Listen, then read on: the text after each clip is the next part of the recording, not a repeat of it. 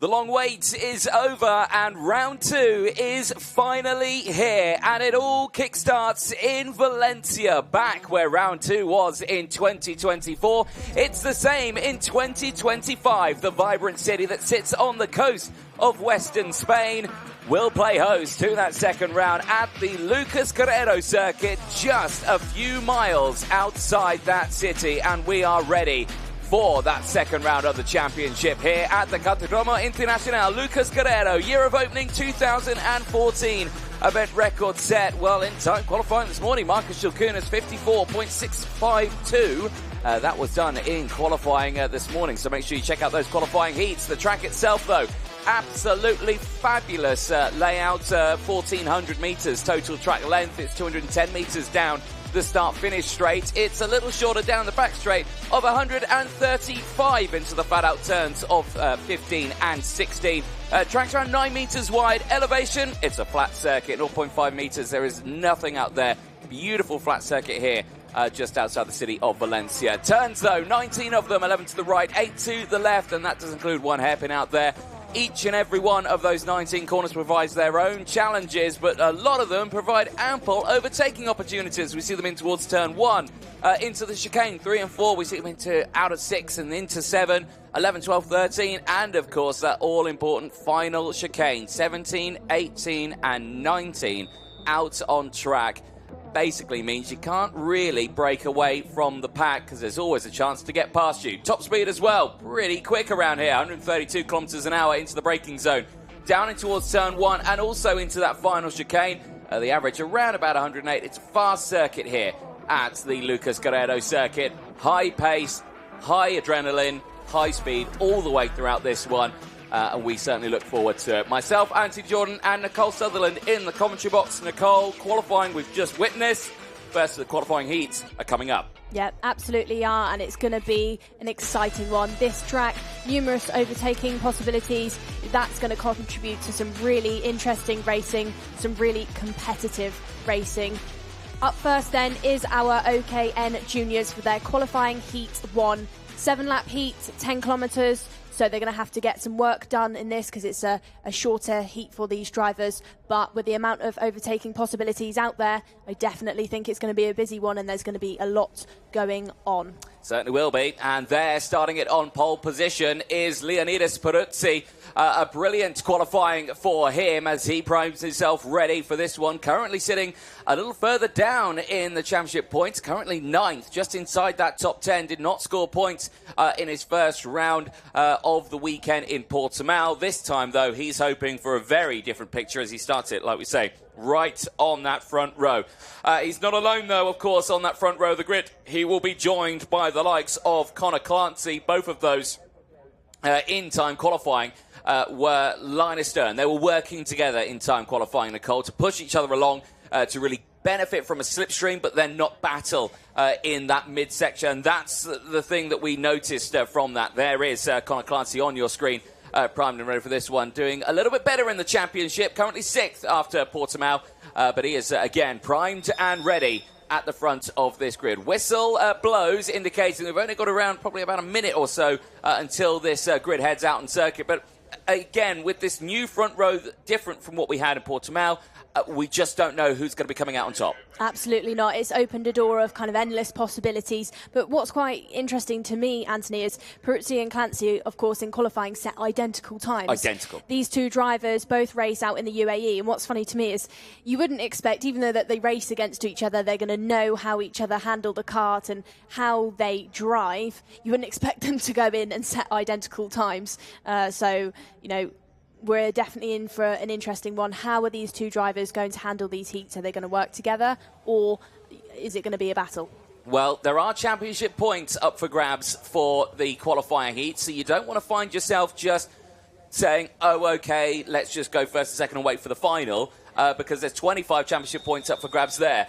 You also have, of course, the 50 championship points for that final, and there are finals for both today and tomorrow. So if you're watching today, don't fret, you've got 2 rounds effectively, and this effectively is round 3 of the championship, because it's the third time these drivers do get to score some championship points. Engines fire up then. Field makes its way out onto the circuit. Let's, for the first time this weekend, take you through that full starting lineup. It is Leonidas Peruzzi and Connor Clancy on row 1. Didier Krieft and Axel Nocom find themselves on row 2. It'll be curious to see how they get on. Victoria Farfus, one of the Discover Your Drive Initiative drivers, starting this one on the third row of the grid, and is joined by Angelina Simmons, another one of the Discover Your Drive Initiative drivers, locking out row number 3. Xi Huafei and Thanos Zahos, a new driver here from Greece, on the fourth row of the grid. We'll have Nathan Kapin and Manny Nuvolini on row 5. Veer Chopra and Mia Oja on row 6. We'll have Casper Reipold and Yanis Kolovos on row 7. Benjamin Westwood and Emma Dowling go from row 8.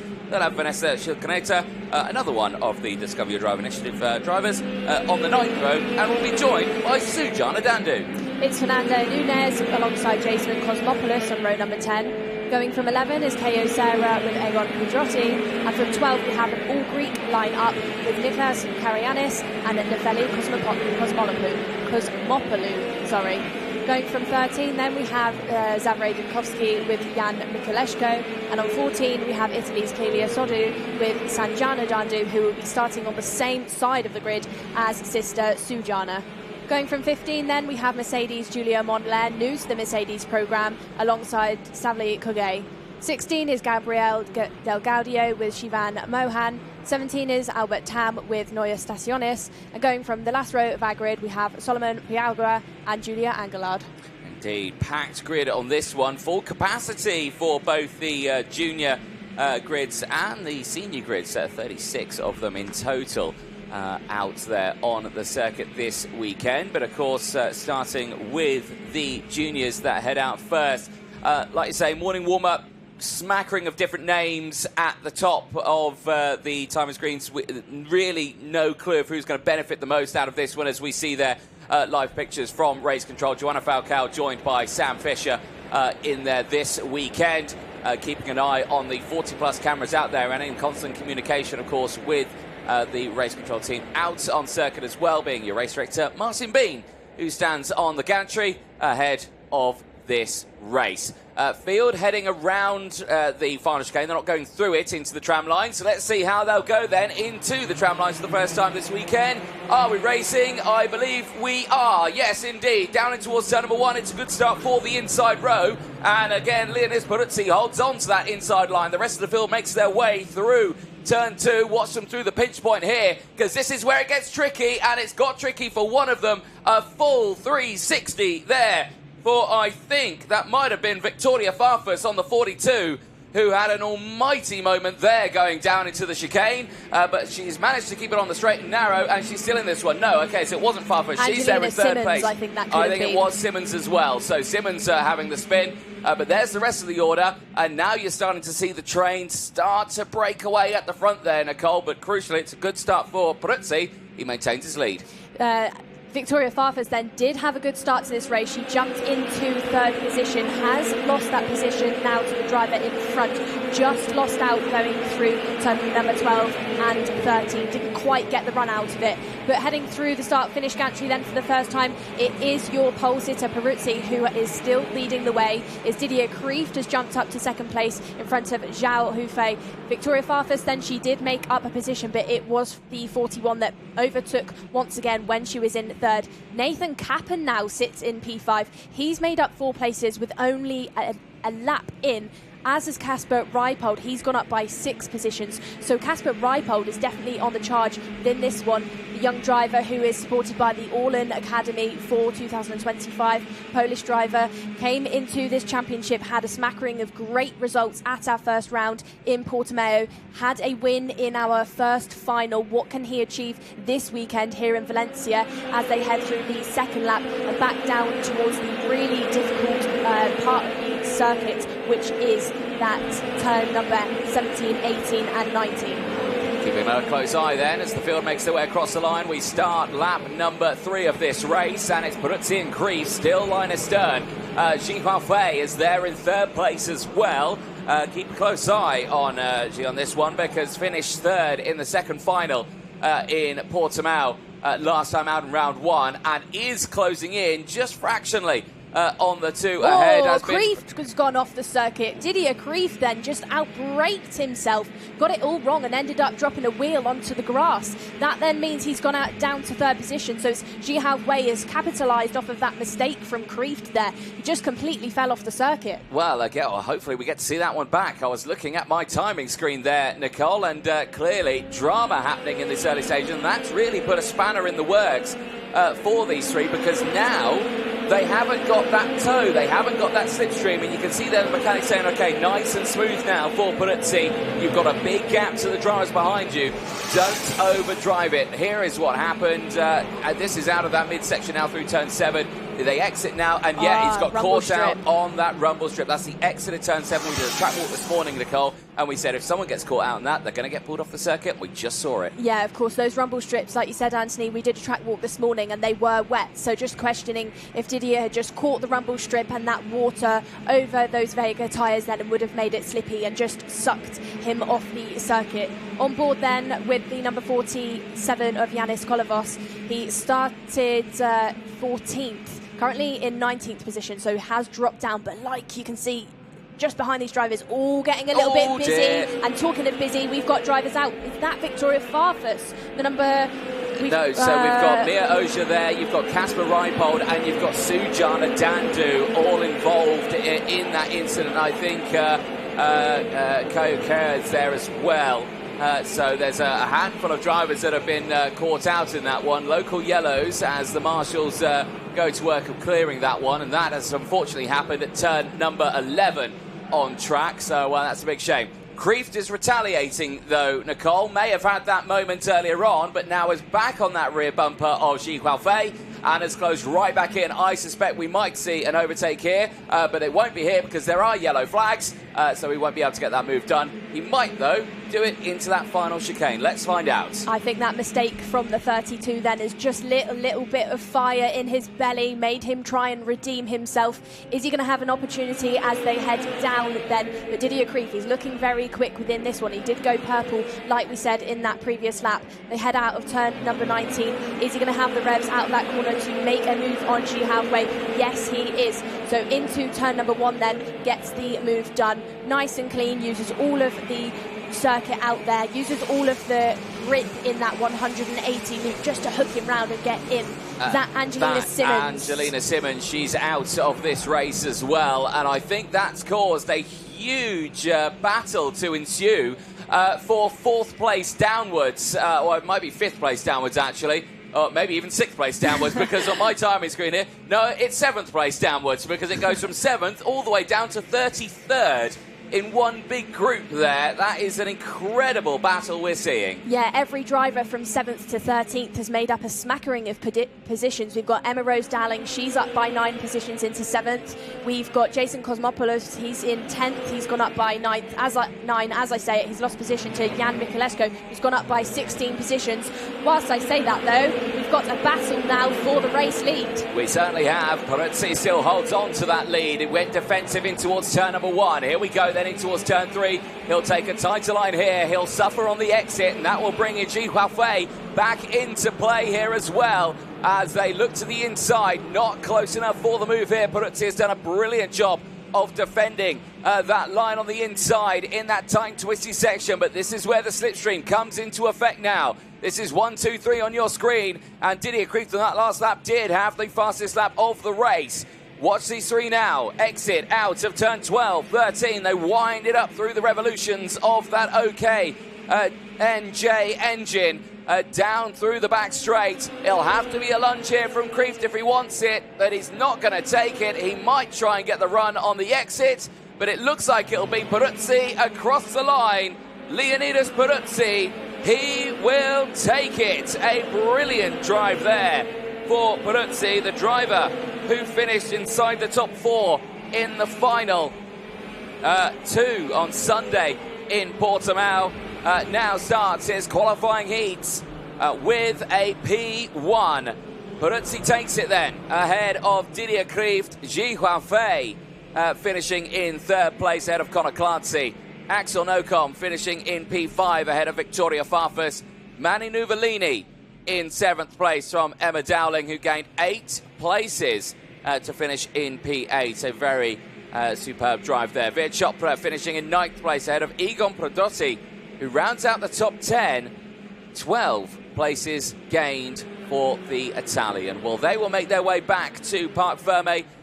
We will see the juniors out later on today for their second qualifying heat. That one we look forward to. That will be out on track at 1 o'clock local time. So if you're here for the juniors, stay tuned for that one. That's a very animated driver coming in there. I think that's Manny Nuvolini coming in, very upset. There is a look then at your top 3, of course. Peruzzi taking the win ahead of Didier Krieft. Halfway, rounding out those top 3 and the rest of your results on your screen. The top 10 we've gone over. Benjamin Westwood finishing in 11th place. From Jason Cosmopoulos finishing in P12. Nathan Capin from Yanis Kolobos in 14th place. Jan Michalescu from Vanessa Shilkaneta. Thanos Zakos finishing just outside that top moment as well. Very dramatic racing all the way to the end of that one. Sujana Dandu finishing in 22nd place, 6 places gained. Julia Anglard with 13 places gained in that race as well, finishing in 23rd place. A very, very strong race. Albert Tam, though, was the biggest mover. 15 places gained.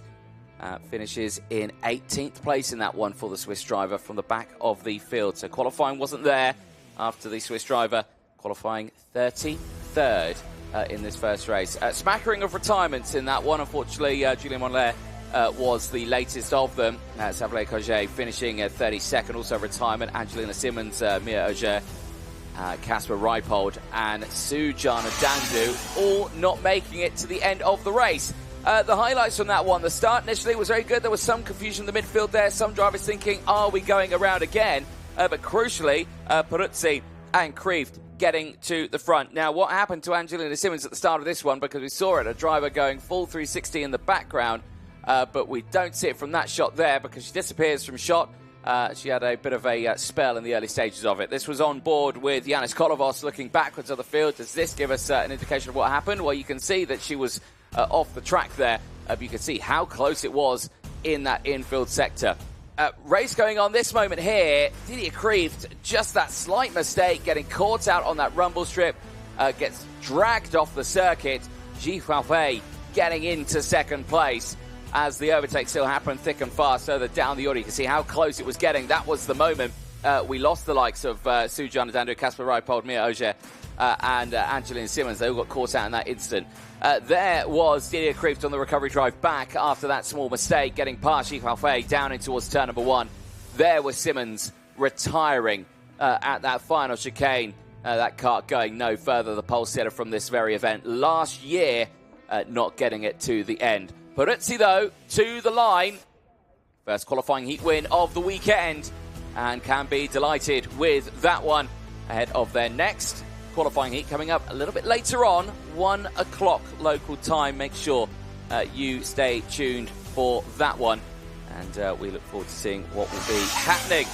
Right, well, that is juniors done for now. We turn our attention to the minis, but before that, I'm sure we'll be heading down very soon to chat to one of our drivers. Nicole Sutherland is down there roaming around and looking for some drivers to chat to. So we'll see if she's ready down there, and I believe that she is. So let's head over there. Nicole, over to you. Thank you, Anthony. I have found our driver that's just won that heat then, Leonidas Peruzzi. Leonidas, looked like a bit of a difficult end to that race. You were getting chased down for the lead, but you kept your calm, you kept cool. Can you tell me about it? Yeah, in these situations in the race, you have to stay very consistent and very, very calm. Like if you panic in one of these situations, you could end up out of the race. So Didier Krieft, when he was chasing you in the early stages, actually fell off the track, made a little bit of a mistake, caught the rumble strip and ended up on the grass. After that happened, he dropped back, but then towards the later stages, caught back up again. So you just told me then, you know, keeping calm is a big thing of it.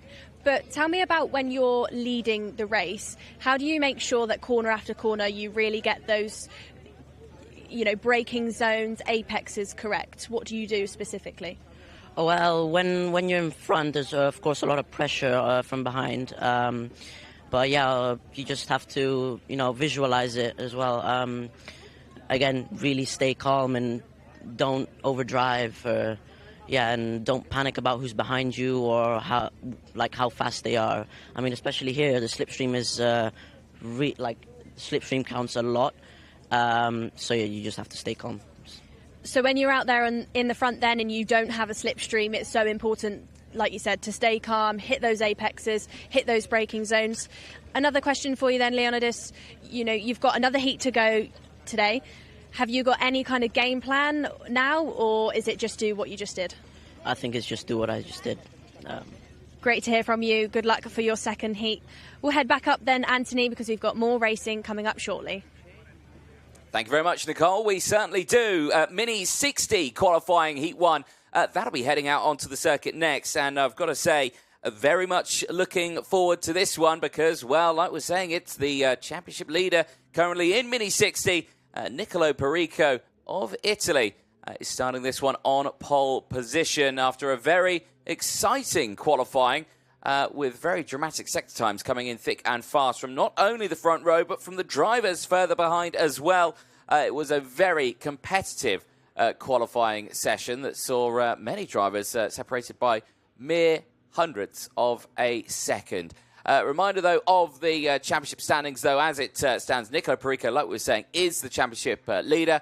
2 final wins out of 2 at the first round in Portimao, is ahead of Matis Barjot and Win Godschalk. And it is Godschalk who starts alongside Perico on the front row of the grid for this one. And this is where these two in qualifying really work together, pushing each other along, breaking away from the rest of the field. But let's see what happens in this race and see if they can maintain that momentum of what they did earlier on. Second and third roads also looking very competitive here. Lorenzo Zucchetto, Zane Burgess, another one of the drivers from the USA, starting right behind Win Godschalk. You've also got Vincenzo Capella. And then you go to Alba Cueva of Spain, one of the Discover Your Drive Initiative drivers in the top 6 out in this session in the minutes. So very much looking forward to seeing what happens there. As you can see, we've got around 2.5 minutes or so until the next race heading out onto the circuit. Nicole, I'll let you catch your breath a little bit there, Nicole. I feel like you've just sprinted back to the commentary box thinking, I've got no time, I need to get back. You've got plenty of time. I was so excited to come back. Exactly. To watch the minis. That's what it was that I ran. Well, it was a good qualifying from them, wasn't it? Exciting. It was actually really competitive, and seeing them so close in different packs as well. You were thinking, what group is going to take pole? Because, Lorenzo Zucchetto was looking very competitive in his group, but then so was Perico and Godschalk. Yeah, and Peruzzi was out there at one point, and he was the fastest man on the circuit. So between all of these minis, there's so many quick drivers out there, so many drivers, from racing in completely different parts of the world as well. So it was very good to see what those driving styles bring us when they're all put in one grid. Exactly, and we will find that out a little bit later on. There is a look at the rest of your day of what you can expect on your screen as well. We'll be going into the seniors. Then we take a short break after that. It's around half an hour or so, and then we're back with the second round of qualifying heats. And then, of course, we go into the finals. I believe this weekend, and correct me if I'm wrong, it is going to be the final, and then we go immediately into the podium for that final, and then again, final, podium. So podium ceremonies won't be at 5 o'clock. They'll be directly after those finals. So make sure you don't tune off straight away after that checker flag has gone down. Like we were saying, we were talking a little bit about the championship standings there, Nicole, just while you're on your way back up. Nicolo Perico, who dominated the finals, struggled a little bit in this second day, Sunday in Portimao, in the qualifying heats.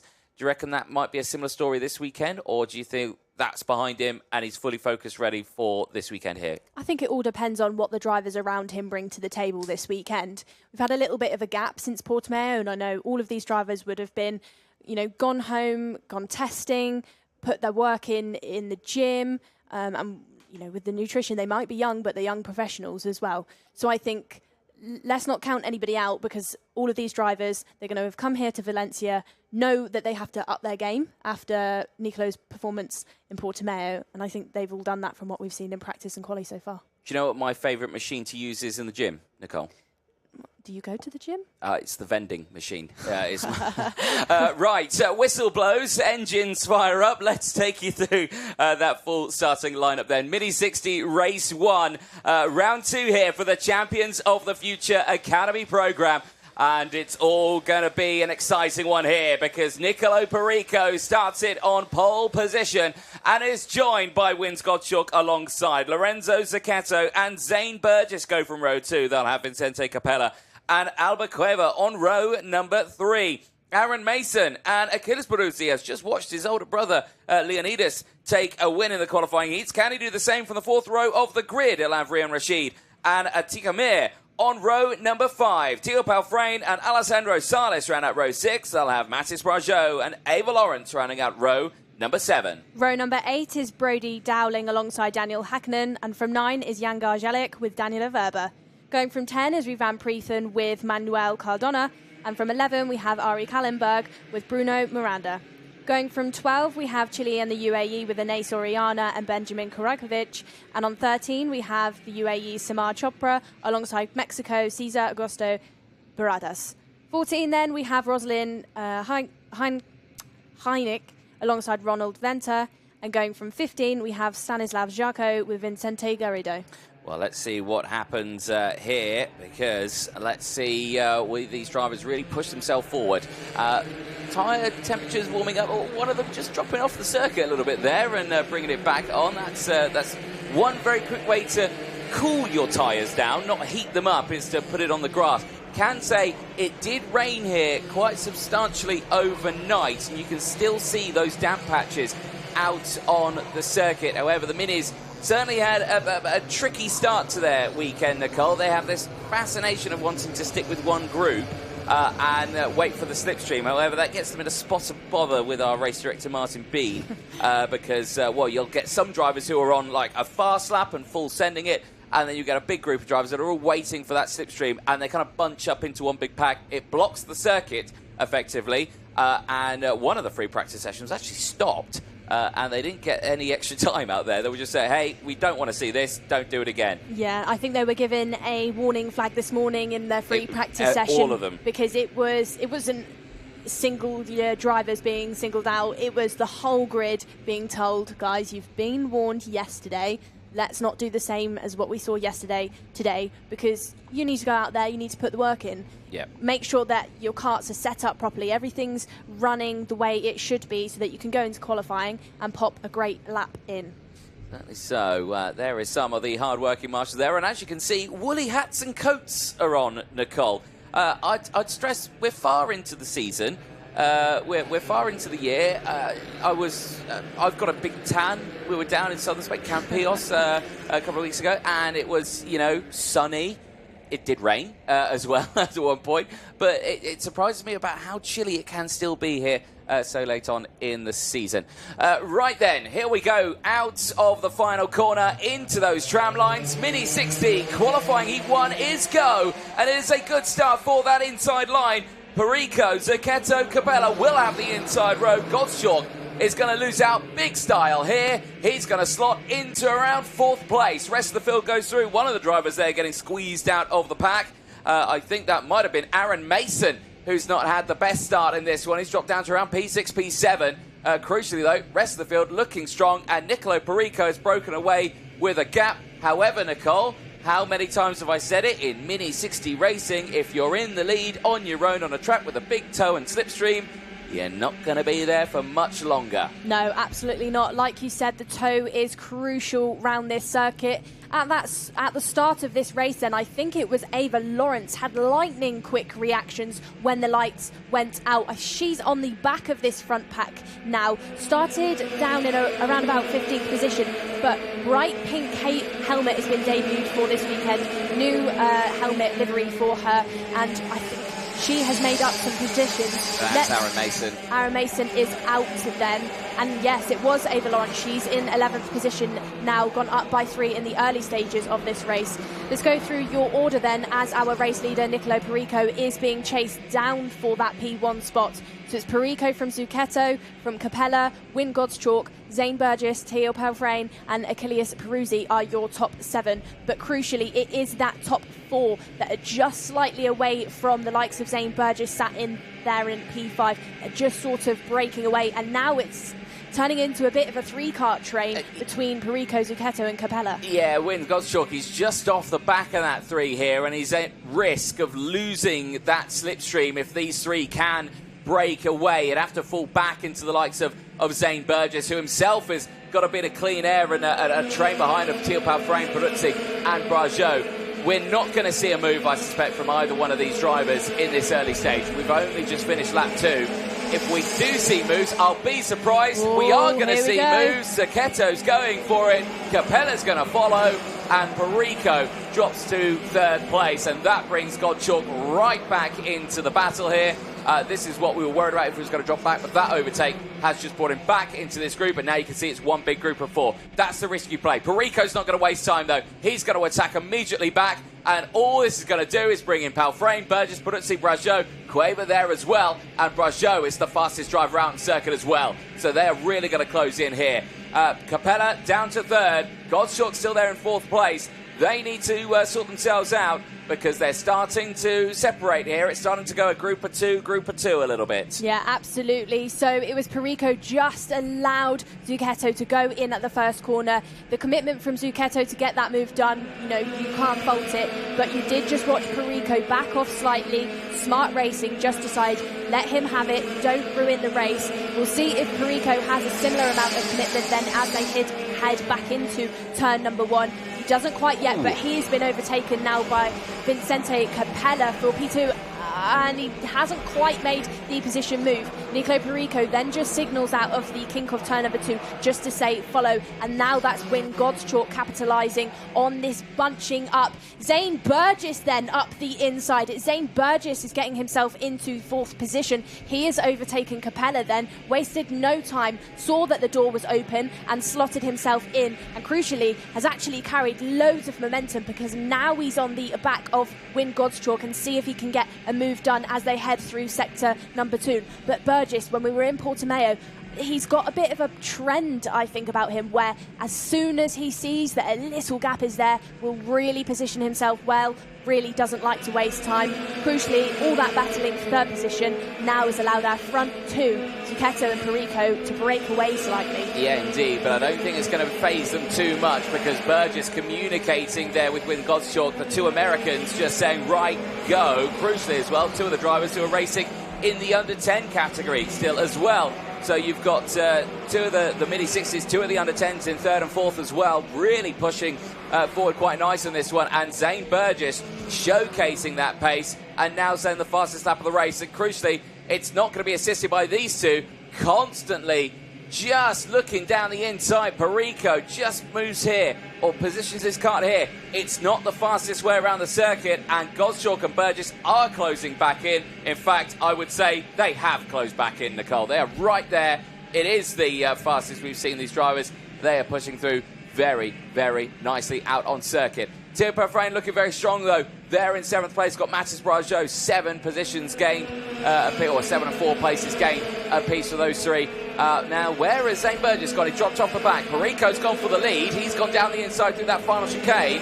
That's nicely done for theirs. We are going on to the last lap of this race here, Nicole. It's all going to kick off, and look, it's bringing everyone back into play. Yeah, absolutely is. Zane Burgess is back in the fight now. So actually, this is probably about a 7-cart battle for the lead because you never know what's going to go on when it gets as busy as this and you've got that many pinch points out on the circuit. So now we have Perico leading the way. He's got a little bit of breathing room, but it's God's Chalk, Zucchetto, Burgess, Capella, Brajot and Pelfrain all in this fight for 2nd down to P7. Watch what Zane Burgess does now because he's stuck on the outside. Can he get that slingshot momentum to keep himself there? Yes, he does. Nice and settled there by the young 8-year-old from America. Just hung it round the outside and clever just to keep his position so he didn't lose too many places there. But Perico crucially checking over his shoulder as they head into the final He's going bit. for it. Full set from Godchalk. He's forced over the cut through there, Perico. Well, yeah, he missed the corner, but he'll say that Gottschalk sent it down the inside. It is that final chicane madness here at Valencia, the Lucas Guerrero circuit. There's always a move there if you've got the top two, line astern. And there, Gottschalk takes the win from Zucchetto. Perico finishing in third. Capella from Burgess. Palfren in sixth from Peruzzi. Cueva finishing in P8 ahead of Matis Brajo. Ava Lawrence finishing inside the top 10. A superb drive there for two of the Young Discover Your Drive Initiative drivers. For one of them, Atika Mir. Still a very strong performance at P15. Only dropping down 5 places in that race. A very strong performance indeed. This top 3 then, very, very close, but Win Gottschalk takes the win. They're still a little fast here heading into pit lane. They still feel like they're racing a little bit, but they make it back. It is Win Gottschalk who takes it then ahead of Lorenzo Zucchetto, and I can imagine the Italian Nicolo Perico might not be too happy from that result in third place, and he might find himself in a spot of bother, as technically he did there miss the final chicane. It's a Capella then finishing in P4 ahead of Burgess. Teo Palfren ahead of Achilles Peruzzi in P7. Alba Cueva, Max Brajo, Ava Lawrence, the top 10 from Manuel Calendi in P11. Rian Rashid finishes in 12th place ahead of Barry Kallenberg, who gained 8 places in that race. Daniela Berber in 14th ahead of Atika Mir. Benjamin Karajkovic in P16, 8 places gained ahead of Brody Dowling. Daniel Hakkinen finishing in 18th place ahead of Jan Garzielik. Riman Preetham from Cesar Barraras in 21st place. Position gain of 5 places. Alessandro Sales finishing in 22nd ahead of Samir Chopra. Stanislav Zarko from Pacheco Miranda finishing in 25th place. Rosalind Heineke in 26th from Oriana. Then it's Ventnor and Gerardo finishing in the 29th place. Aaron Mason is the one and only retirement in it. Let's take you through some of the highlights from that one. The start initially, well, Nicole called it. Ava Lawrence at the beginning of that one in the treble 8, the pink helmet you can see here, right in the mid-pack with a very good start. Gained a fair few positions, but initially the inside row of Perico, Zucchetto and Capella breaking away nicely at the front. Zane Burgess, you can see him there already struggling. Aaron Mason, you can see him there already struggling at the start of that one. Later would retire on that opening lap. This was the first lead changes then, as Lorenzo Zucchetto said would bring it into a big group of 4 that would then continue that battle. You would then get about a 9-car battle for the lead in the early stages, and all the meanwhile it just started to kick off between these top 4. The overtakes happening thick and fast here. This was again Win Gottschalk trying to get it down the inside of Vincente Capella. Not close enough this time. This was Capella trying to go for the move down the inside of Nicolo Perico, and you can see there from that shot that also didn't work out, and all that did was just bring in the field, and by the end of it you saw one big group all fighting for the lead. Perico retaking the lead later on in that race. And you can see here it was starting to pull away a little bit. Gottschalk was there in second place trying to latch on. Then the groups behind all closed in. You had the likes of Capella Burgess there, Teo Palfren, Achilles Peruzzi, Alba Cueva, all there wanting to get a piece of that lead battle. However, just as close as they got, they started to open up again. That was the move into the final chicane. Gottschalk down the inside. Perico will say he was forced off. Gottschalk will say he had the line and he would take the win in that first Mini 60 qualifying heat ahead of Lorenzo Zucchetto and Nicolo Perico, who round out the top 3. Well, again, we will see those minis out later on today, but do make sure you stay tuned for that one there. Second qualifying heat is due to start at around 20 past 1 local time here in Spain. Well, good stuff from there. Let's head down then to Parc Ferme. Nicole Sutherland, over to you. Well, Anthony, after a busy mini race, we have our race winner, Win Godschalk. When it all got a little bit exciting out of the last corner, can you tell me what your version of events were? What happened in that last corner? Oh, so he didn't block, so I had a chance, and then he turned, but I still passed him. I thought I wouldn't pass him because he turned into me, he had a corner, but then he braked too late. And when in one stage of that race, then it looked like you and Zane Burgess were working together a little bit. You might not have been, but was there a bit of team tactics between you and Zane? Were you following each other around? No, I just wanted to push to catch the group because they will pull away. And going into your second heat of today then, Zane, when you've got a little bit of a break, what happens between now and then? What are you going to do to make sure that you're equally as quick in your second heat? I'm just the same, push, push, push. Great to hear from you then, Win. We'll head back up then because the excitement doesn't stop here. We've got more racing coming up shortly. Thank you very much, Nicole. Indeed, we've seen the juniors, we've seen the minis. Seniors are coming out next for their qualifying heat. 9 laps, 13-kilometre race distance ahead of the field. And again, it is a packed field of drivers heading out for this one. 31 drivers taking to the circuit. And it all starts with your current championship leader, Marcus Schulkunis. Second, of course, last year behind Luna Flusha. Flusha continuing her karting career elsewhere. But Marcus Schulkunis back in this one. And we joined by Wojciech Woda on the front row of this grid as well. And you can see William Marshall and Chiara Batig, who also has done very well at the start of this season. We've got a few moments until this race starts. We will take a short break. Do not go anywhere, though, because OKN Senior Qualifying Heat 1 is coming up next.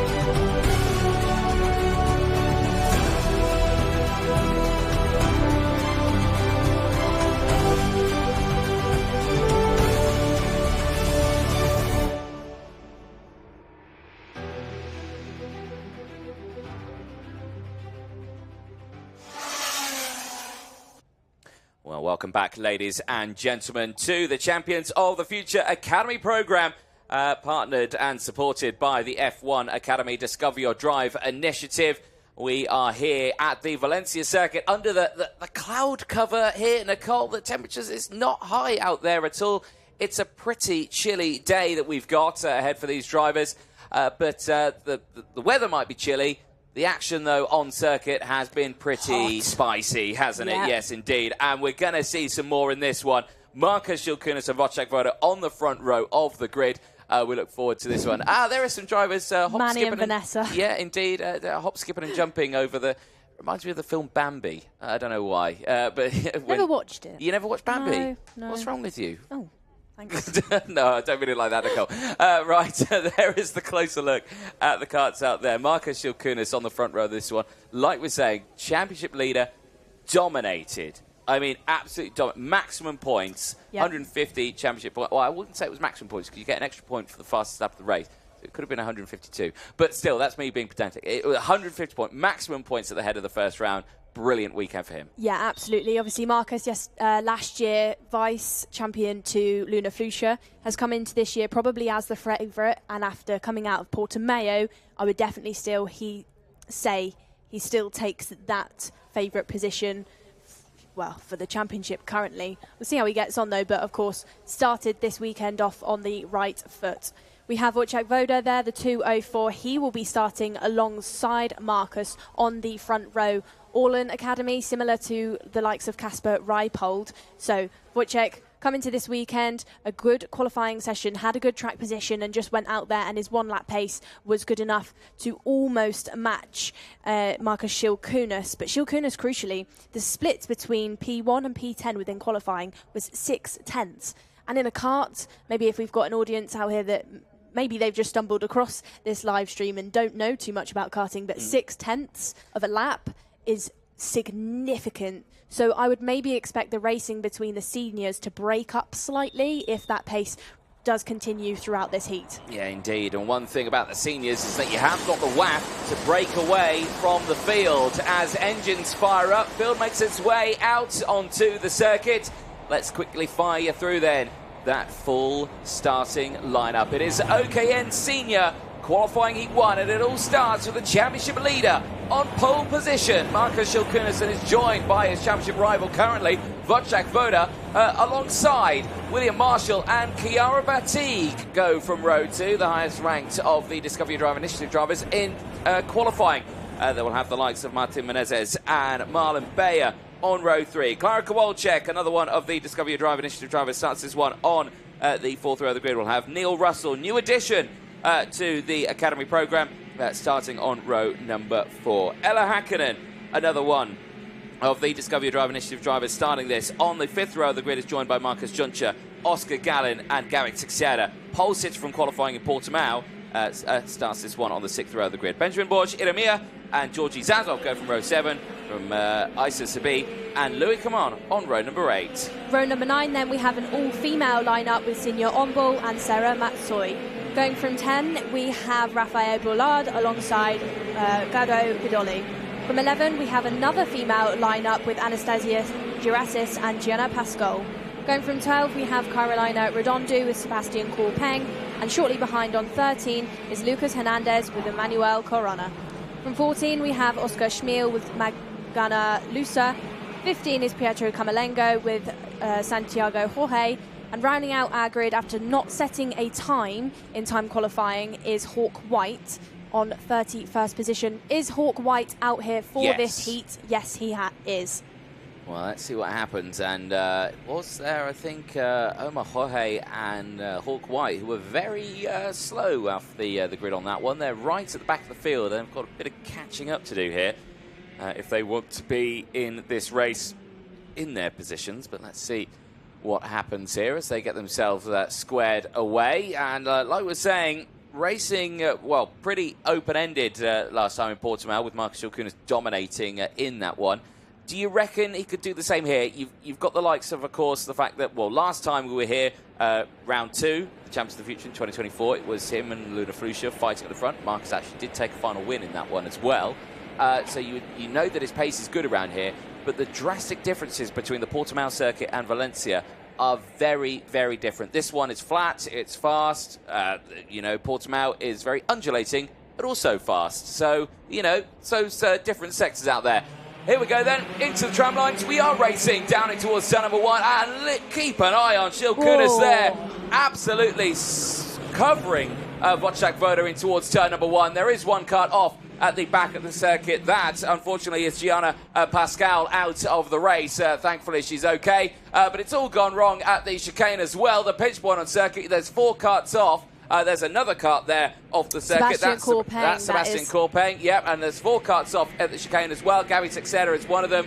I think Isa Sabi is another. Sara Matsoi is one. Anastasia Gerasis, Gianna Pascal, we've seen Sebastian Corpeng and Emmanuel Urbina. It's all kicking off here indeed. That is the 4 cuts off at turn number 3 that I was just reading through. So a smattering of drivers, and I think Hawk White was in there. So the driver who didn't qualify, started at the back, also has been caught out. So that's a very dramatic opening lap there. And you can see that Hawk White's trying to get his restarted. Eyes on the front, though. It is Schilkunis, Batigue and Marshall, followed by Martin Menezes, 1, 2, 3 and 4. Chiara Batigue looking very, very strong. in this opening stage, but yellow flag still out in this sector. Definitely look strong going into turn number 1, because William Marshall did try and have a go into turn number 1, but he just didn't have the commitment or quite the legs to get the move done on Chiara Batigue. There's your replay there where the pinch point just caught out all these drivers. There you can see it was just drivers tagging each other. There wasn't any major incident. It was just, you know, the clashing of side pods, the clashing of wheels. There we have then these drivers being slowed down. Yeah, we're under slow Marco procedure. Shilkunas leads the way, slows down the drivers behind. I did see Chiara Batigue a moment ago putting her hand up just to signal the drivers behind to say, get ready for those yellow flags to come out. This is the moment then. Keep your eyes on Marco Shilkunas, because how will he respond to leading this race with these yellow flag conditions? Very important that he doesn't get caught asleep. He's the one that leads the way. He's the one that's going to have to keep an eye on Martin Bean on that country, keep an eye on the flags, keep an eye on those lights, but also make sure that everybody is bunched up enough that field doesn't get too spread out and slows things down. You can see. I've got a feeling this might be a slightly forced slow procedure that we're seeing here, because yellow flags were out down at turn at number 3 with cleaning up that incident, and I've got to say the drivers were coming in quite fast, and there was still some moments out there. There's been some more moments out on track. That's Omar Jorge out of the race. The driver of Mexico has spun on the start-finish straight. There is Gonzalo Planta running to the scene. Never thought I'd say that, but you can see... I think that's Anastasia Jurasis. There's so many drivers out in this first race. It is a tight, like, turn 3 sector. You know, it's the pinch point of the circuit. It's so easy for drivers, multiple drivers, to trip over each other at the start of that race. And as soon as one goes, it's so difficult to find a gap through. Just questioning as well, Anthony, where the track offline looks a little bit dirty because we've had some water maybe bring some of that dirt that's on the grass over. If when they were going into that pinch point of 3 and 4, if maybe some drivers just got a little bit of oversteer, bit of understeer on that dirty line, and then it just causes them to all kind of clash into each other. And that's when you get that build-up of drivers and pretty much a pile-up in the middle of the road. Exactly. Well, it is one of those moments. This track is wide. It's just got those tight sections, and that's what you've got to watch out for. And it is so difficult at the start of these races.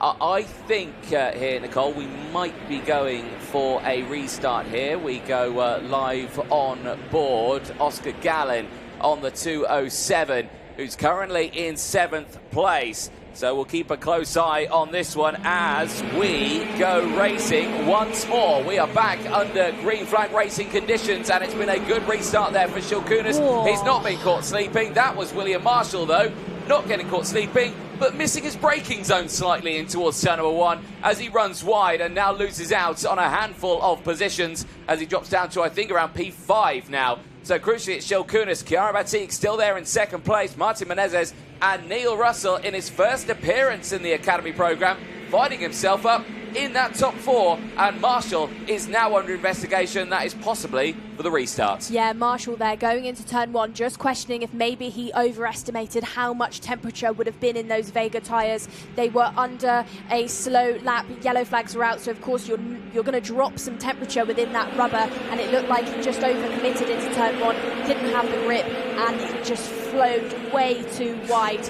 Chiara Batigue then heading out of turns 19. She's in 2nd place and is chasing down Marco Shilkunas, but shortly behind her then it is Russell and Menezes that are on for a battle for that 3rd position spot. Menezes got it all wrong out of that final chicane. He clipped the first curb, then it bounced him into the 2nd, and he lost all momentum, and that just allowed Russell to get that move done and moves him through the field. But they've got to keep a close eye on this one, because Menezes still right there. Eyes on this one then as they push down the start-finish straight. Shilkunas, is he breaking away from Chiara Batigue? I've got a feeling the answer to that is yes, Nicole, as Marshall getting caught out massively here is going absolutely wheel to wheel with the likes of Wojciech Woda.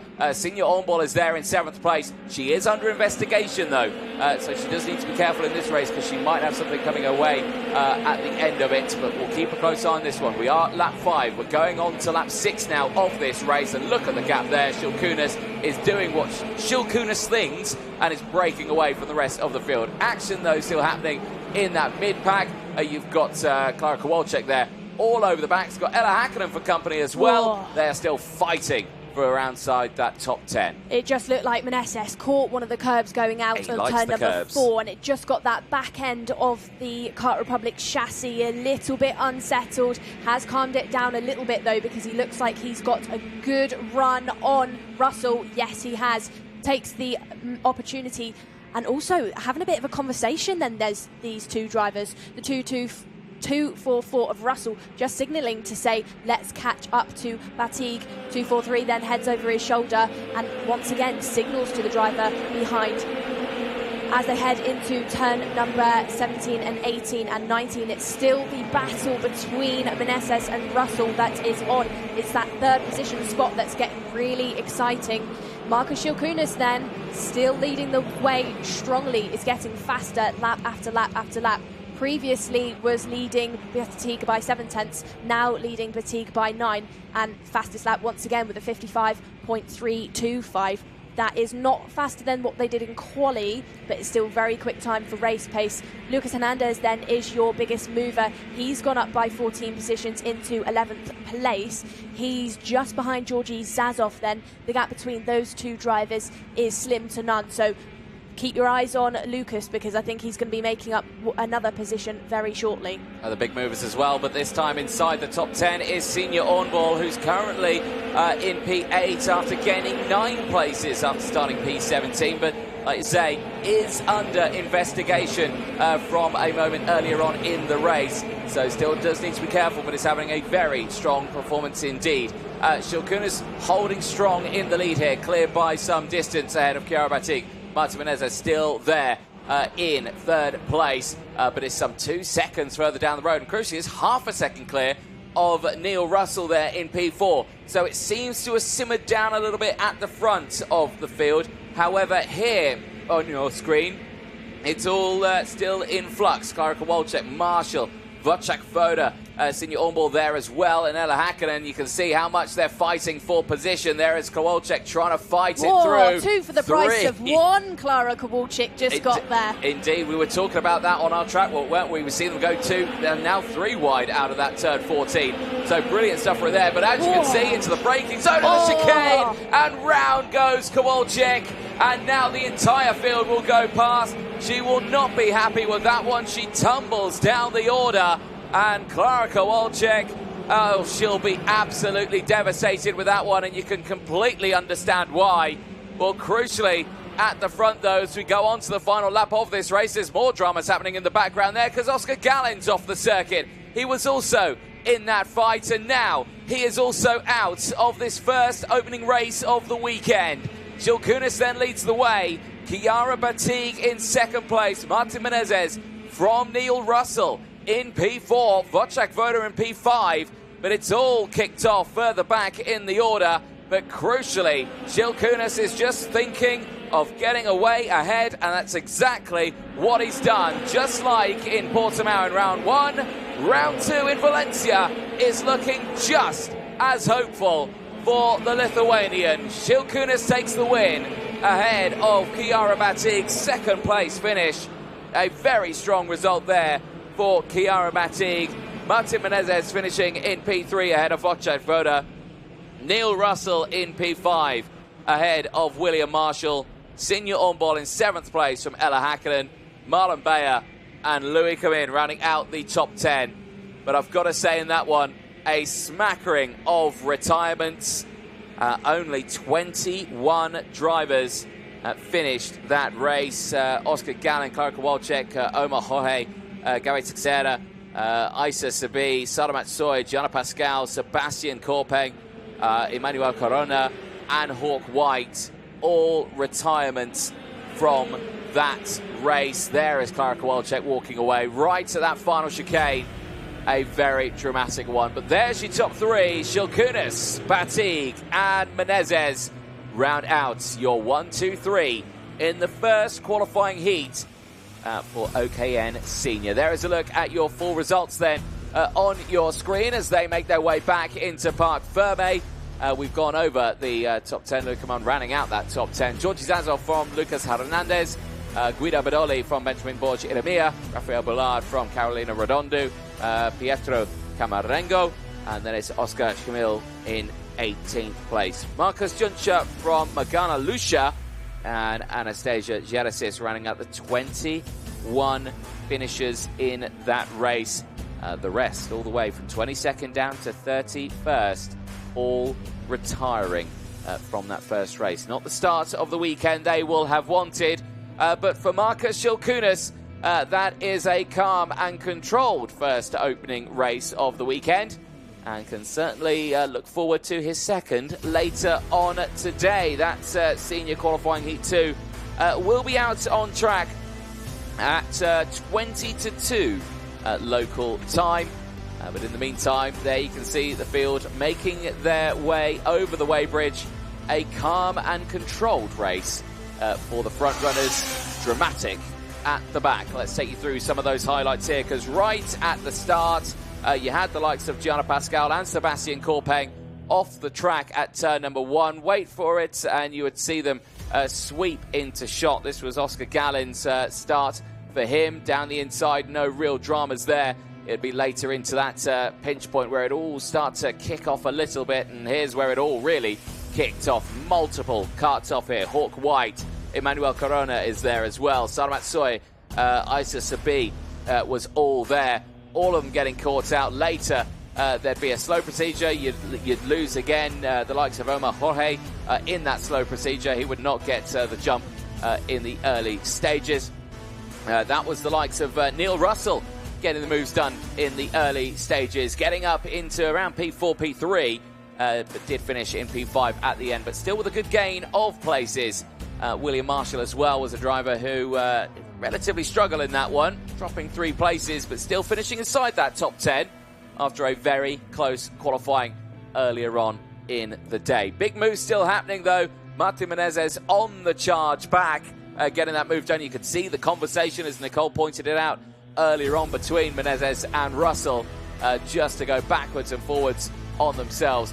This was the Klara Kowalczyk battle. You could see her fighting up at this sharp end. Wojciech Woda in that fight as well. She got the 2 for 1 out of turn 14, but down the inside, the spin there, and then the clip of the curb, and the side-by-side moment with Wojciech Woda forcing the other drivers off the circuit. Round would go Klara Kowalczyk, and here it is from another angle. You can see just too much curb and forcing 2 of the drivers off. A big kick of dirt going up there. Luckily their visors down, otherwise that would have been very uncomfortable for the drivers with their eyes. But you can see here another angle of it, and you just see it, just no space there on the track, and you can imagine Klara Kowalczyk just disheartened by that one. She will say, I'm on the circuit, he was off it, he came back, and away it went. This was Oscar Gallen's moment, wheel to wheel with another there, and I think that was the likes of Guido Badoli he was alongside there, and unfortunately just getting squeezed off the track out of turn number 2 before that tight area at the start where we lost nearly half the grid. Across the line though, Marcus Shilkunas, after dominating in Portimao, starts the day very strong here at the Valencia circuit. Let's head down to Parc Ferme. Nicole Sutherland, it's over to you. Thank you, Anthony, and I have none other than Marcus Shilkunas. Marcus, a pole in quali, a heat win, and a lights to flag victory. You're off to a good start. Yeah, I'm happy with the start here in Valencia, and I hope we will continue in this performance throughout this week. And I asked a similar question to Leonidas Peruzzi in the juniors, who also had a lights to flag win. When you're out there at the Valencia circuit, driving around in your own air, what do you have to do to make sure that you don't fall off the track, you get every corner correct? Yeah, just drive and don't do mistakes is important here, especially when everyone is having the same carts, so everything is really equal and there is a really small place for mistakes. Like you said then, it's all equal on the karts. You're limited to how much you can change on the setup. So what actually do you do to set yourself apart from the other drivers out there? We actually don't do much. in the kart, for the kart. We just drive and try to make my driving better and not the kart better. Well, great to hear from you, Marcus. A short break will be coming and then you'll have your next heat later on this afternoon. We'll head back up then because that's the first round of our heats done and dusted today. Thank you very much, Nicole Sutherland down there. And yeah, as you can see in the background there, the mighty clean-up operation happening after that first qualifying heat for the senior category. Well, there you can see we've got around 40 minutes or so until the next qualifying heats head out onto the track, and that'll be junior, mini, and then senior. And then after that, we will go into the lunch break, and then it will be the finals and the podium ceremony happening immediately after those finals as well. So we'll take a short break. Do not go anywhere. We will see you for the second round of qualifying heats for the first day of racing for the Champions of the Future Academy program here for round 2 in Valencia. Don't go anywhere.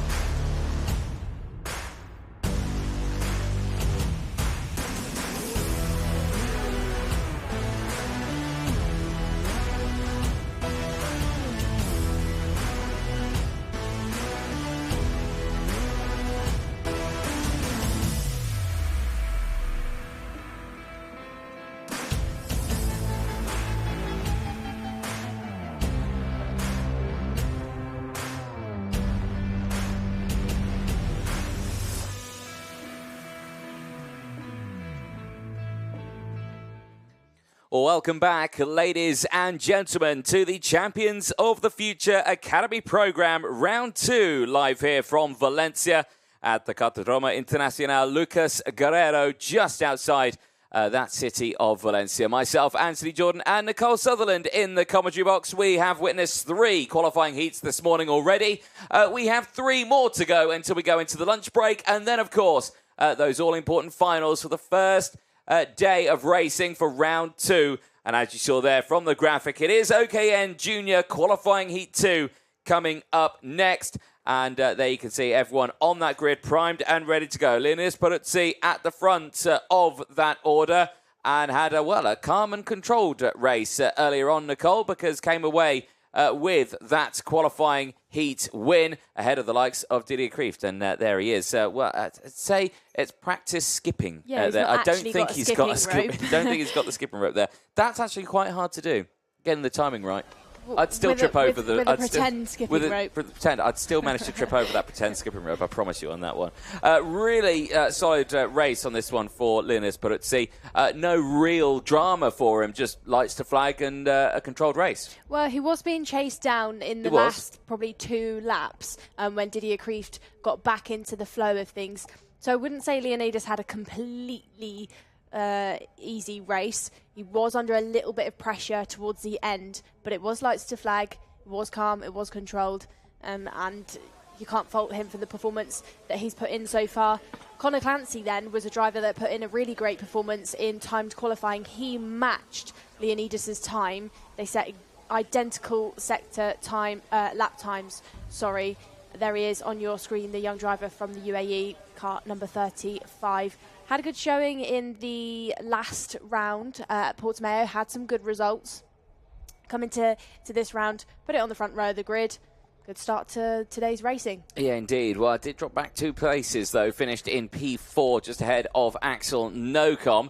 But like you say, Didier Kreeft also having a very good race. There is a look at some of the hard-working marshals out there on the circuit. They've enjoyed a nice little break there between these 2 heats as well. They're bracing the conditions out there, which are, like you say, a bit chilly, a bit windy. Not the most favourable of conditions for them, but at least I can say it's, I'll knock on wood, there is no R word around at this moment, because there was a threat of that going into this weekend. Like you say, it did happen overnight. There is Didier Kreeft, who finished P2 earlier on. However, did have to fight for that second place, Nicole, because had that moment running wide out of turn number 7 and dropping backwards a little bit in there as well.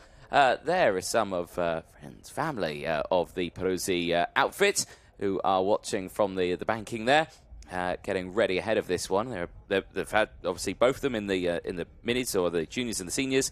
They've had some really strong showing in that one, but we'll keep a close eye on it. Here, though, primed and ready to go is our drivers on this field, not including Axel Nocom, who starts this one on the second row of the grid. Axel, qualifying 4th overall. There he is on your screen. Only dropping back the 1 spot in that one, but still a very strong start to the weekend. Yeah, absolutely. Axel at Portimao had some good pace. Picked things up a little bit more here at Valencia. Went out in qualifying and was better overall in qualifying. Strong showing so far. But racing is different than qualifying. There's more to do. There's more to think about. Overtakes, which there are a lot of here at Valencia. There's a lot of opportunities for these drivers. So things are always different. They've got another heat coming up shortly. But, of course, it's one of those weekends because it's a double header, essentially. Yeah. 2 completely different days' worth of racing. They've actually got to put it all on the line in the first day and really, really go for it because there's no time to waste. It's why I kind of like this format a little bit because, yes, you do get that, you know, here's day 1. Oh, it didn't go too well.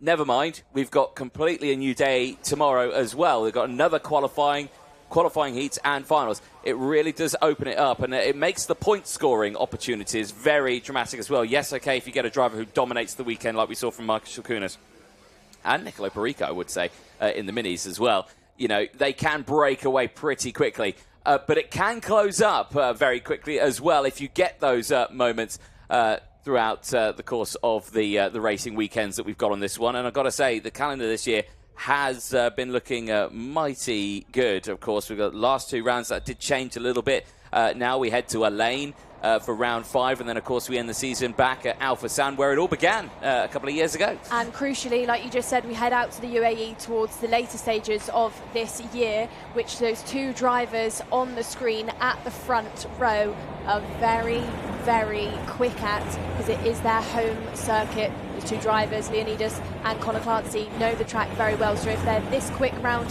the track in Europe, what are they going to be like when we head out to the UAE? That's a very good point you make there. Well, let's have to wait and see for that one later on this season. Let's find out what they're going to do here, though, in Valencia, as it is Leonidas Peruzzi and Conor Clancy on the front row of the grid. Didier Kreeft and Axel Nocum on row 2, with Victoria Farfus and Angelina Simmons on row number 3. 2 of the Discover Your Drive Initiative drivers locking out row 3. Ji Huafei and Thanos Zahos go from row 4. A new appearance in the championship from Greece, starting this one in P8.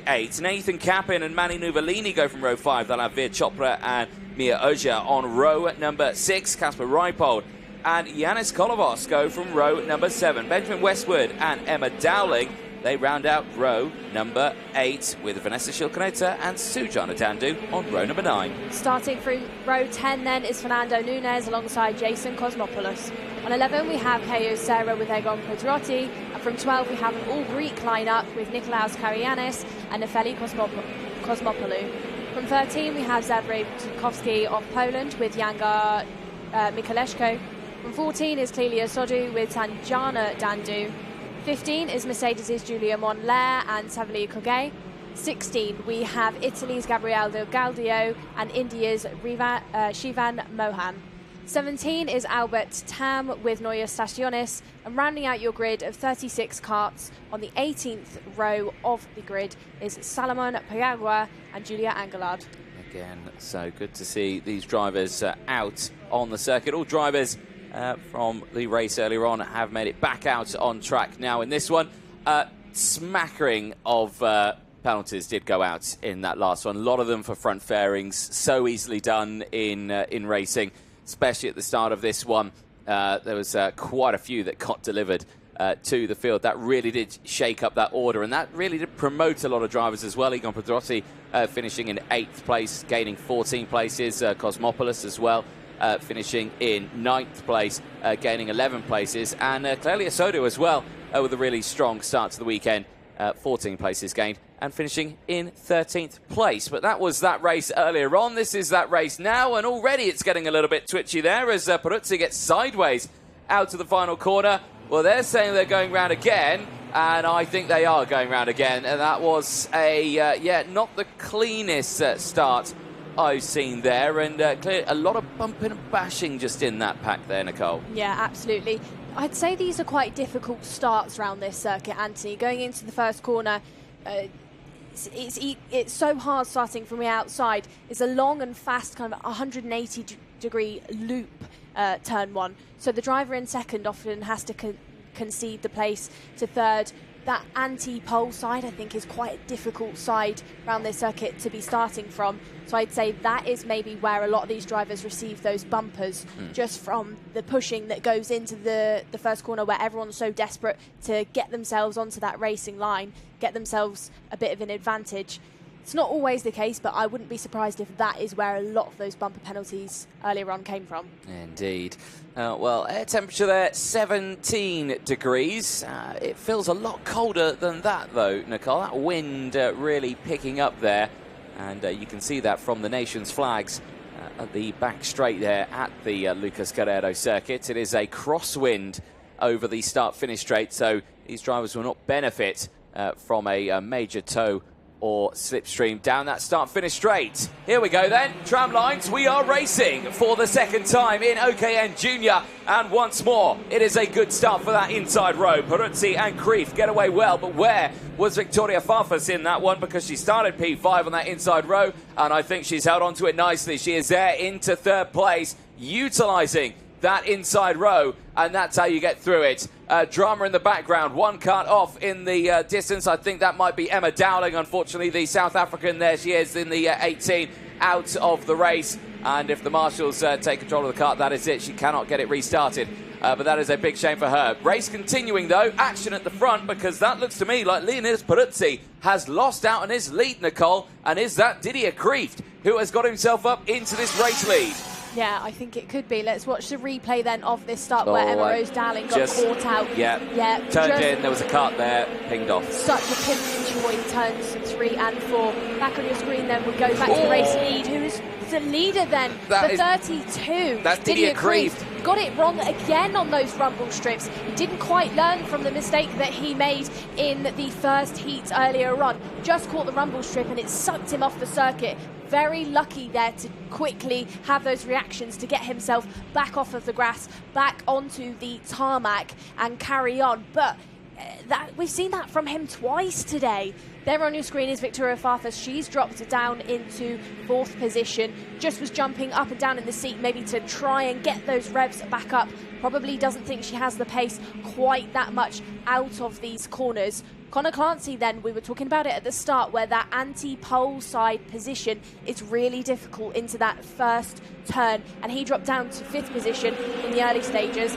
Has not made up any positions yet. Started on the front row of this race. Now sits there in 5th, shortly behind Victoria Farfus. But just a difficult start. There we go then. There's a move for the lead. That is Kreeft losing out on the race lead. And is he going to be runable now going into turn number 3 and 4? Well, it's Kreeft who now leads the way. It's Peruzzi who drops to 3rd. Ji Huafei gets up into 2nd place. And you can see that it was Kreeft very late on the brakes in towards turn 1. It just brought out Peruzzi, and that in turn brought Ji Huafei back into the fight here. Now this is Kreeft really trying to run away with this one. He saw Peruzzi taking the lead earlier on, but now is wanting to take this one back. Of course, this would kind of put them on sort of joint positioning here between these two drivers, because like you say, they had good results earlier on. It was Peruzzi from Kreeft, with Peruzzi down to 3rd now, and Ji Huafei in 2nd. This will shake it up, and Didier Kreeft would be likely starting on pole position later on today in that first final. Out of that start-finish line they go, and Kreeft's lead is only 0.2 of a second ahead of Ji Huafei. Peruzzi is still there. Connor Clancy in P4. He is down 2 places, but he is closing in once more in this lead battle, and we'll keep a close eye on that one. Axel Nocom there in P5, Victoria Farfus in P6, Westwood from Reipold, Nuvolini from Schilcanetta, Egon Pedrotti, we called it earlier on, he had a great race, having another one right now. 11 places gained, and it's just outside that top 10. Yeah, Egon Pedrotti then is your biggest mover, and there is a move up the inside for 2nd position. So that is Peruzzi getting himself back up in the order then. He will shortly try and hustle Didier Kreeft back in to try and take that number 1 spot back in. He's going down the back straight, just signalling to the 41 then to say, come on, let's catch up. Late and hard in the final chicane then on the brakes into turn number 17, was just really trusted the grip. There is a move up the inside by Connor Clancy to get into 3rd position. So he has now overtaken Ji Huafei. Ji Huafei lost out on that 2nd position. Just looked like he's reduced his momentum slightly. Such a momentum circuit here, especially with that toe. And that toe then has brought these karts back into another long train, because it is Didier Kreeft that leads from Peruzzi, Clancy, Ji Huafei, Axel Nocom and Victoria Farfus are still within this fight. Victoria Farfus doing a good job there in P6. She's not too far behind, but can she, are these drivers in front going to start tripping over each other and allow her to catch up shortly? Well, it's a hard one to call, because they only have these 2 races, they really do kind of shake things up when it comes to where they position themselves for the final, because right now Peruzzi and Kreeft are joint on 94 intermediate classification points. And remember, there are 25 championship points available for whoever leads that one, because they are now 1st and 2nd, complete opposite of what they had earlier on, where Peruzzi was in the lead and Kreeft was 2nd. It means that Peruzzi does lead that one, and now with that overtake for the lead, that certainly seals it, but he's not got it fully completed. Kreeft back down the inside, the nice little up and under there, and now Connor Clancy might shake up this order. If Clancy can get up into 2nd place, that would give Kreeft 25 championship points, and it would give him the pole position start for that final later on. but right now he has not found the gap, and he has stayed there in third place. Ji Huafei still there in P4. Axel Nocom has stayed right in close company as they head down into that final chicane. Kreeft is there in the lead, does go slightly defensive. You can see the mechanics there saying, come on, go, go.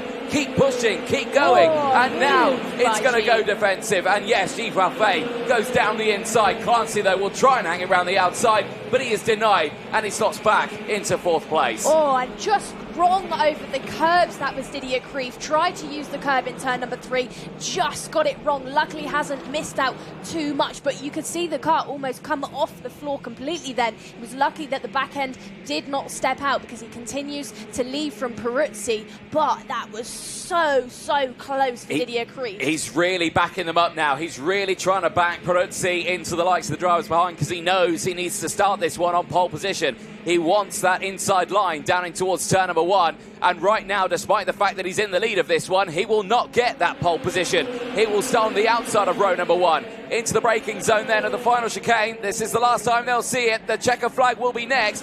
Who will be starting on pole? And I think it will be Peruzzi who will start on pole position. It is Kreeft who takes the win, but with the joint points and Peruzzi out qualifying Kreeft, he will secure pole position for that final later on today. It is Kreeft from Peruzzi. Ji Huafei finishing in third place ahead of Conor Clancy. Victoria Farfus finishes in P5 ahead of Axel Nocom. Benjamin Westwood, solid race, 8 places gained, finishes in 7th place from Casper Reipold. Manny Nuvolini from Vanessa Schildkaneta rounding out the top 10. But for Didier Kreeft, it's a valiant effort. However, he will start on that front row of the grid, but this time he will start on the outside of row number 1 and not have the benefit of starting on the inside of row 2. But still a very strong performance then as they make their way back into Parc Ferme. A very controlled race there for the front runners, and there you can see Didier Kreeft, Leonidas Peruzzi and Ji Huafei rounding out the top 3 of the second and final OKN Junior qualifying heat of the day before their final later on today. There's a look at your full results. The top 10 we've gone over. Egon Prodotti finishing in 11th place ahead of Jason Cosmopoulos. Then it is Angelina Simmons finishing ahead of Sujana Dandu and Jan Mikulescu. Nathan Capin from Veer Chopra and Luis Fernandez finishing, Fernando I should say, finishing in 18th place. Thanos Zakos, unfortunately, 11 places down, finishing in P19. Not the result you would have wanted. Nicholas Karianis finishing in P20 ahead of Tudkovsky. Cosmopoulou finishing in 22nd ahead of Mir Oja. Then it is Stasionis with 10 places gained from Kolovos. Del Gaudio in 26th place from Tam. Then it's Anglard from Sodu. Koje from Piragua. Sanjana Dandu finishing in 32nd place from Catholic, Modler and Kera. One retirement, Emma Dowling, unfortunately, at the start of that race, which was this moment here on your screens, down towards turn number 1. Absolutely fine through 1 and turn 2. It was when we get to turn 3. There you can see Emma just on the outside. So easily done. You go to turn in. All of a sudden, there's a cart there, and then you are out of the race, and that is a big shame. There was that moment once again for Didier Kreeft, getting it all tangled up on the exit. And, well, it says to Peruzzi, okay, you go through, well done, good overtake. I'll take it back, though, the next lap, as he sends it down the inside. And that just brought Axel Nocom and the rest of the field into play.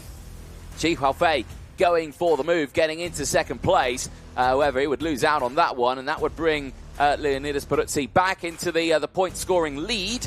Conor Clancy later fighting back to his original starting spot.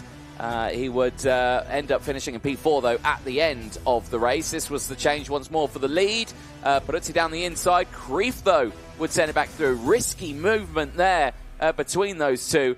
And then this entire final lap, it was a fight to the end. And it just felt like it was backing the pack up there into each other to try and get and force an overtake from a driver behind to really help push him through. Because you can see him on the exit here, how much it bunched up on the exit, and you can see how close it was there. for the drivers behind. An incredible show on that last lap. But to the line, Didier Kreeft would take it only just ahead of Leonidas Peruzzi. But with that result, it would put Leonidas Peruzzi on pole position for that final later on today. Ahead of Didier Kreeft, Gilles Halfay will start it on the inside of row 2, and he'll be joined by Connor Clancy alongside on that second row. But let's head down to Parc Ferme. Nicole Sutherland, who have you got for us? I have got Didier Kreeft. Didier, race win there for you. It got very, very busy on the last lap. Can you tell us about it? Yeah, I overtook Peruzzi, and then he overtook me back. I got switched back, and then I was just defending. Yeah. And in the late stages, when you were defending, you clipped the curb slightly going into turn number 3. It didn't put you off too much. You managed to, grab the cart, make sure it didn't snap away from you. That cart control, where do you learn that from? Yeah, from Koen de Meester, my coach, and a bit of Sasha van Pabos. Yeah, that's the whole I learned from. And despite a strong Heat 2 there, you'll be starting, not on pole, you'll be starting from the front row then. Going into the finals, Didier, what's the mentality? What are you going to try and do? I always try for the win. I know I have the speed and just hopefully the win. Well, good speed then, Didier. I'm sure we'll catch up with you on a grid walk later on. We'll go back up into the box then because we've got more races coming up shortly, and I'm sure they'll be just as exciting as what we just saw from the juniors. Well, we can keep our fingers crossed there, Nicole, because like you say, Mini 60 is coming up next, and their race earlier on was an exciting one. We saw multiple overtakes and some huge fights all the way throughout the field, but it did go the way of only one young driver. That man, of course, being Win Gottschalk, I would say. Nicolo Perico finishing in 3rd place in that race. Gottschalk taking the win. And, of course, then winning with the under-10 category as well ahead of Zane Burgess, a fellow under-10. Benjamin Karajkovic finishing 3rd in the under-10s, but finishing 16th out on track. But it would be Gottschalk from Zucchetto and Perico, the top 3. And a relatively calm, controlled race for the Minis. Only a couple of penalties going out, and one for the track limits, of course, and run for the others. And we saw the very dramatic end of that one with Perico and Wins Gottschalk going side by side into that final chicane. However, the results would stay the same, and this time around, Nicolo Perico has a second attempt from starting on the front spot of the grid to try and go for that qualifying heat win. You can see the grid all lined up ready to go there, the front of it being Perico on the left-hand side. Win Gottschalk starting alongside as well. And I've got to say, Win Gottschalk is kind of blown up onto my screen in recent months. Certainly has been delivering some good results. But there, Nicolo Perico as well. Also, some very strong results over the course of this season. And like I say, pretty much dominated in Portimao. Now goes into Valencia, coming away with a 3rd place in the first, but I suspect some good results are on the horizon for the young Italian. Nicole Sutherland, you're back in the commentary box. How is the weather out there? It's a bit chilly. Bit nippers. You can see on the screen spectators there. Everybody's got a coat on. Some people got their hoods up. It's not warm out there. But I'm seeing some blue sky trying to break through the clouds here as well. I think it's the breeze that's making it cold. There's no wind. No. I think it would be quite warm. Do I dare say there might be a dash of sunshine here in Spain? I thought you were going to say rain then. No, why would I say that? No, a bit of sunshine, that's what we'd like right now. But you can imagine it's still tense time for them as they get themselves sorted out. It does play with it a little bit. The cool air does help, though, these carts, because they are air-cooled, these Mini 60s. They thrive on a bit of cool air. They love it. Yeah, when you get 35 degrees, 38 degrees air temperature on track, they start to struggle a little bit. Especially when they're as bunched up as the Minis get. You know, those long trains of carts where they're really bumper to bumper. You want cooler temperatures, cool those engines down. You know, if it's too hot and then you're in a train of carts, they don't like it. They don't thrive in those kind of conditions. No, they don't. I don't either if I'm stuck in a big queue of people in a hot hot day. No, I certainly don't thrive there. But right, like you say, for these drivers now, it's just a case of let's see what happens. So win Gottschalk, a win here would put him on pole position. It's quite clear cuts on that one. He'd get the 100 intermediate classification points, and he would push himself up nicely, and he would come away with 25 championship points as well if he gets that. But we'll have to wait and see, because those engines have now fired up and those drivers make their way out onto the circuit. Nicole, let's quickly fire through that full starting lineup, because it all starts with that Italian on the front row of the grid. Nicolo Perico being joined by Win Gottschalk, Lorenzo Zucchetto and Zane Burgess go from row number 2. They'll have Vincente Capella and Albert Cueva on row 3. Aaron Mason and Achilles Peruzzi on row 4. They'll have Rian Rashid and Atika Mir on row 5, rounding out the top 10. Tio Palfrain and Alessandro Salas round out row 6. They'll have Matis Brageau and Ava Lawrence on row 7. Brody Dowling and Daniel Hakkinen round up row number 8. Going from 9 then, it's Yangar Jelic alongside Daniela Verba. On 10, we have Rivan Pritham with Manuel Cardona. And going from 11, we have Ari Harlenberg from the UAE with Bruno Pacheco. Going from 12, we have Vinay Soriano with Benjamin Karajkovic. And shortly behind on 13 is Samar Chopra with Augusto Baradas Caesar. From 14, we have Rosalind Heineke. And going alongside Rosalind is Ronald Venter.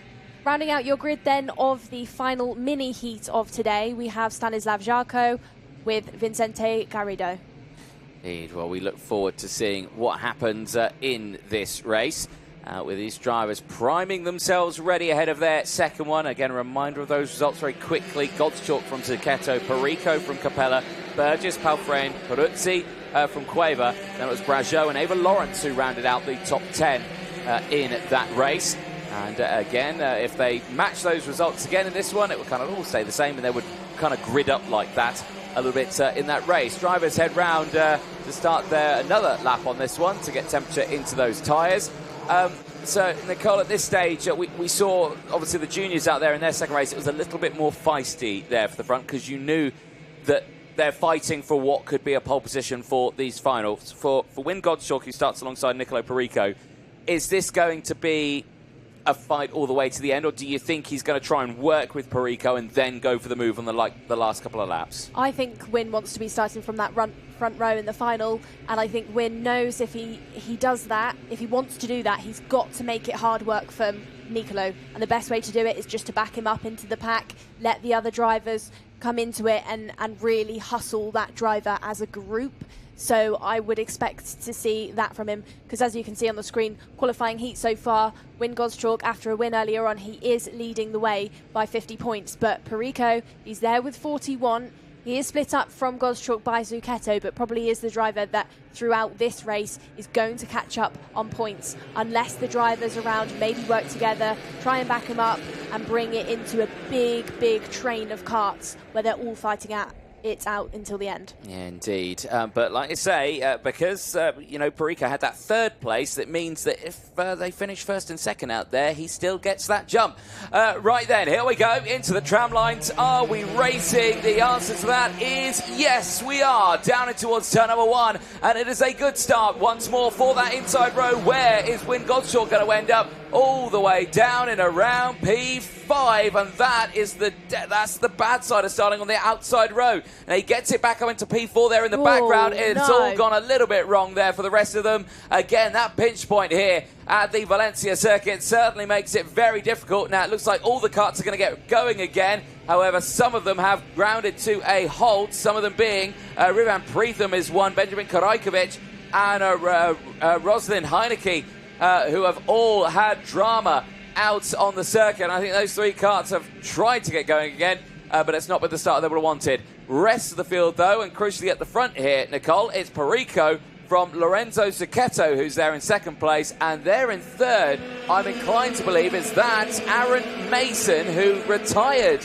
in the first race earlier on today, now is looking much stronger, and I think is there in third place. Across the line they go, it is Perico, Zucchetto, Mason from Gottschalk, then it's Capella, Burgess, Palfrain, Cueva and Rashid. The drivers who really struggled on that opening lap, Atika Mir, Oriana, Chopra, Verba, Hakkinen, Zarko, Pritham, Karajkovic and Heineke. They all struggled on that opening lap. But the top three here are looking mighty good. Absolutely are. We said it earlier on in this weekend. The drivers that are on that anti-pole side just seem to be getting caught out in these race starts. We've seen that then from the drivers on the anti-pole side. Godschalk, Burgess, Cueva just getting caught out. And that's allowed the likes of Aaron Mason, who started in 7th position, just to jump up there in the early stages.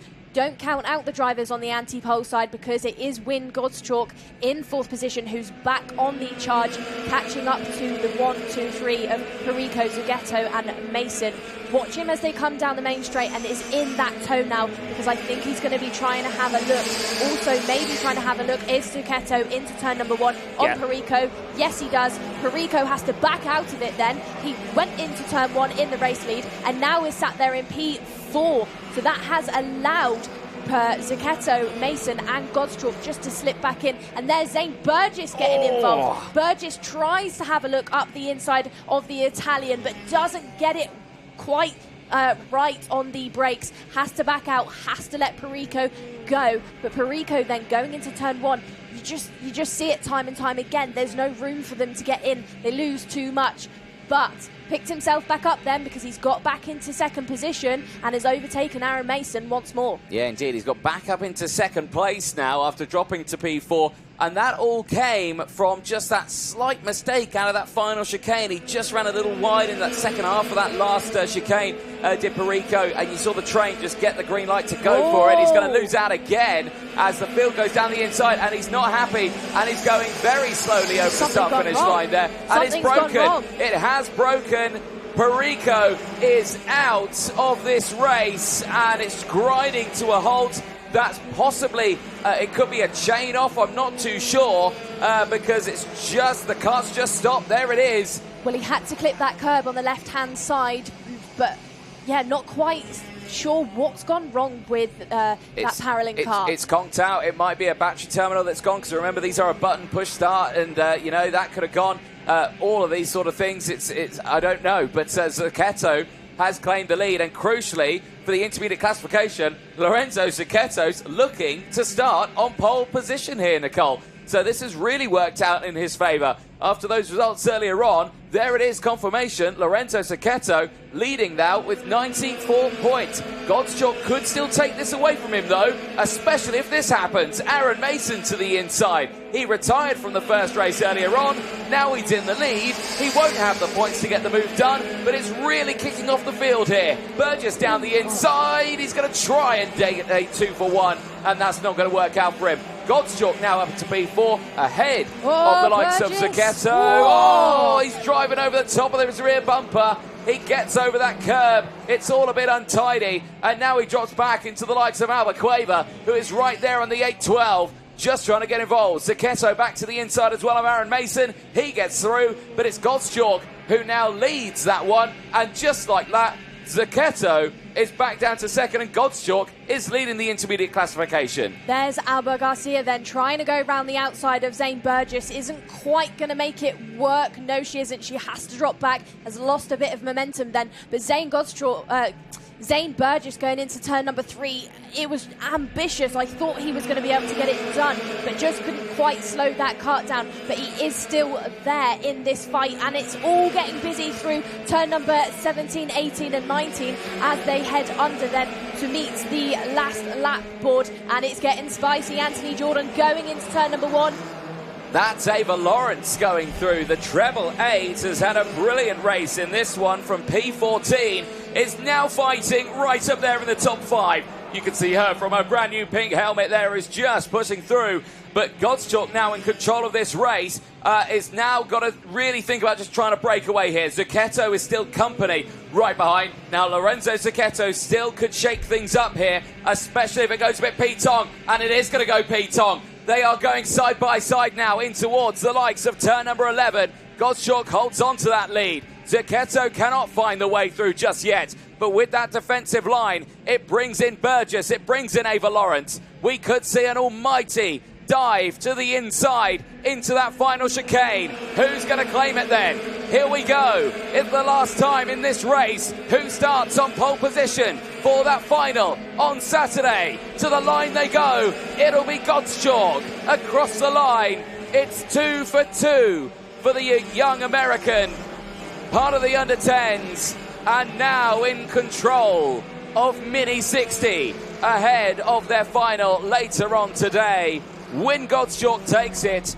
100 intermediate classification points to his name. He claims 25 championship points. But there on your screen, the confirmation of the biggest mover. I called it earlier on. 10 places gained. Ava Lawrence and that treble 8 finishing in P4. A superb drive there. Just behind the likes of Lorenzo Zucchetto and Zane Burgess. But a very strong performance there for the treble 8. Aaron Mason finishing in P5 as well. He rounds out that top 5. But what a race there. We were saying, was it going to be an exciting one? It was an exciting one earlier on. But with the fight for pole position, you knew it was just going to be a little bit more feisty this time around, and it certainly was. There is a look at your top 3. Gottschalk from Zucchetto, Burgess. Your top 3 ahead of that one.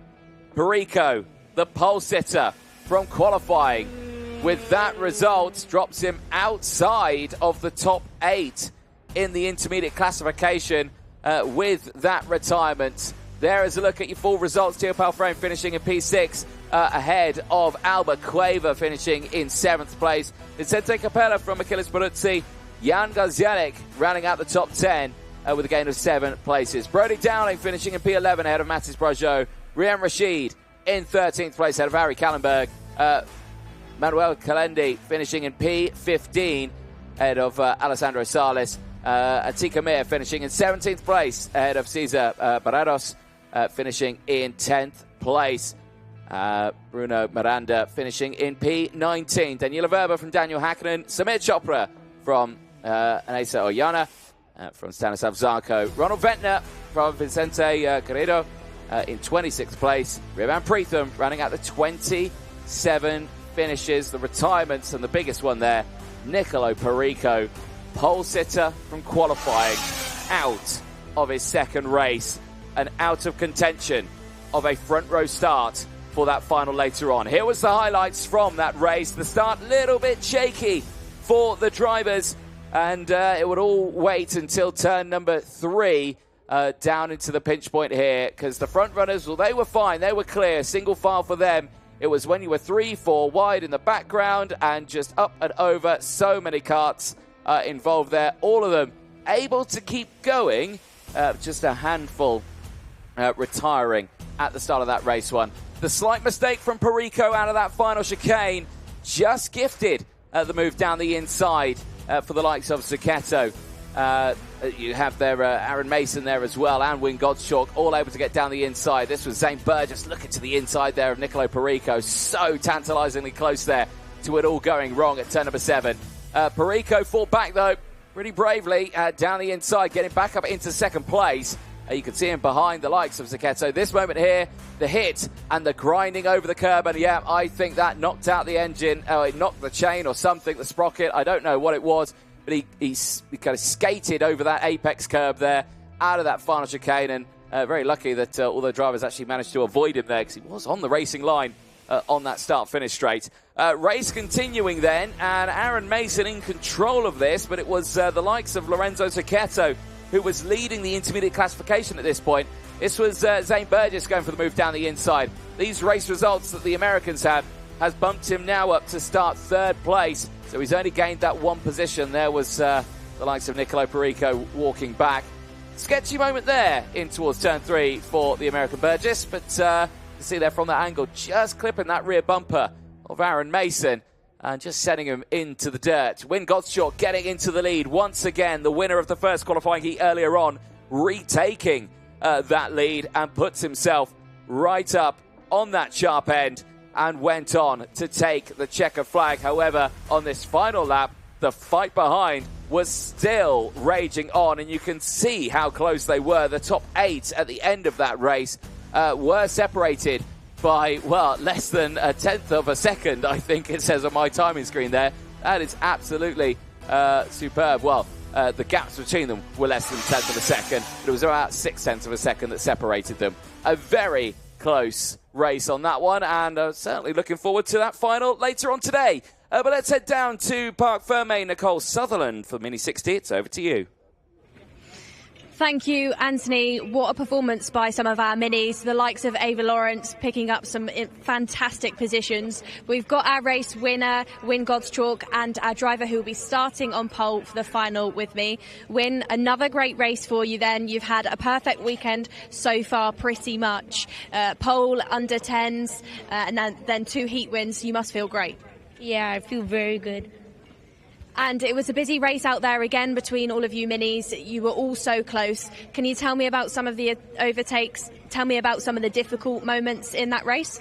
So I got trained. I was in the back, and then I was keep passing to go to the front and block. And I could see when you came in, you and Zane Burgess were having a little bit of a chat. Going into the finals, are there any kind of tactics between you drivers? Are you going to work together?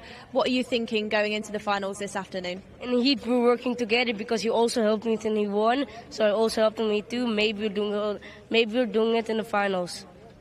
Great to hear from you then, Win. Good luck for the final. We'll see you later on. We'll head back up then to see who our next round of heat winners are going to be. Thank you very much, Nicole Sutherland, down there in Parc Ferme. Yes, indeed, we have one more race to go until that lunch break. And then, of course, those all-important finals. This time around, it's time, once again, for the seniors. And it was a very dramatic race earlier on for the seniors. I think some 10 retirements from that first race. And a slow procedure, a big accident there at turn number 3, the pinch point again. It has caught out so many drivers over the course of this weekend, and it has caught drivers out in many other divisions as well over the years. It is a technical circuit here, is the Lucas Guerrero circuit in Valencia. But earlier on it was Marcus Shilkunas who was controlling the race, and he continues that momentum going into this second qualifying heat. But again, he is the one that, well, many eyes will be focusing on over the course of the season. Last year's championship runner-up now finds himself fighting right at the sharp end after a perfect weekend.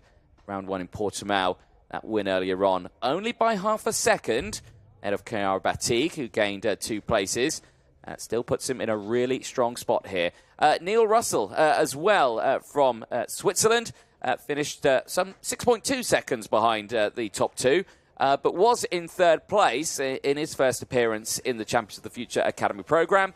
So a very strong showing. 5 places gained, and the same could be said for Ella Hakkinen there as well. Martin Menezes, who did finish 3rd, I think came away with a 5-second time penalty, which is very unfortunate. The same could be said for a smattering of other drivers as well.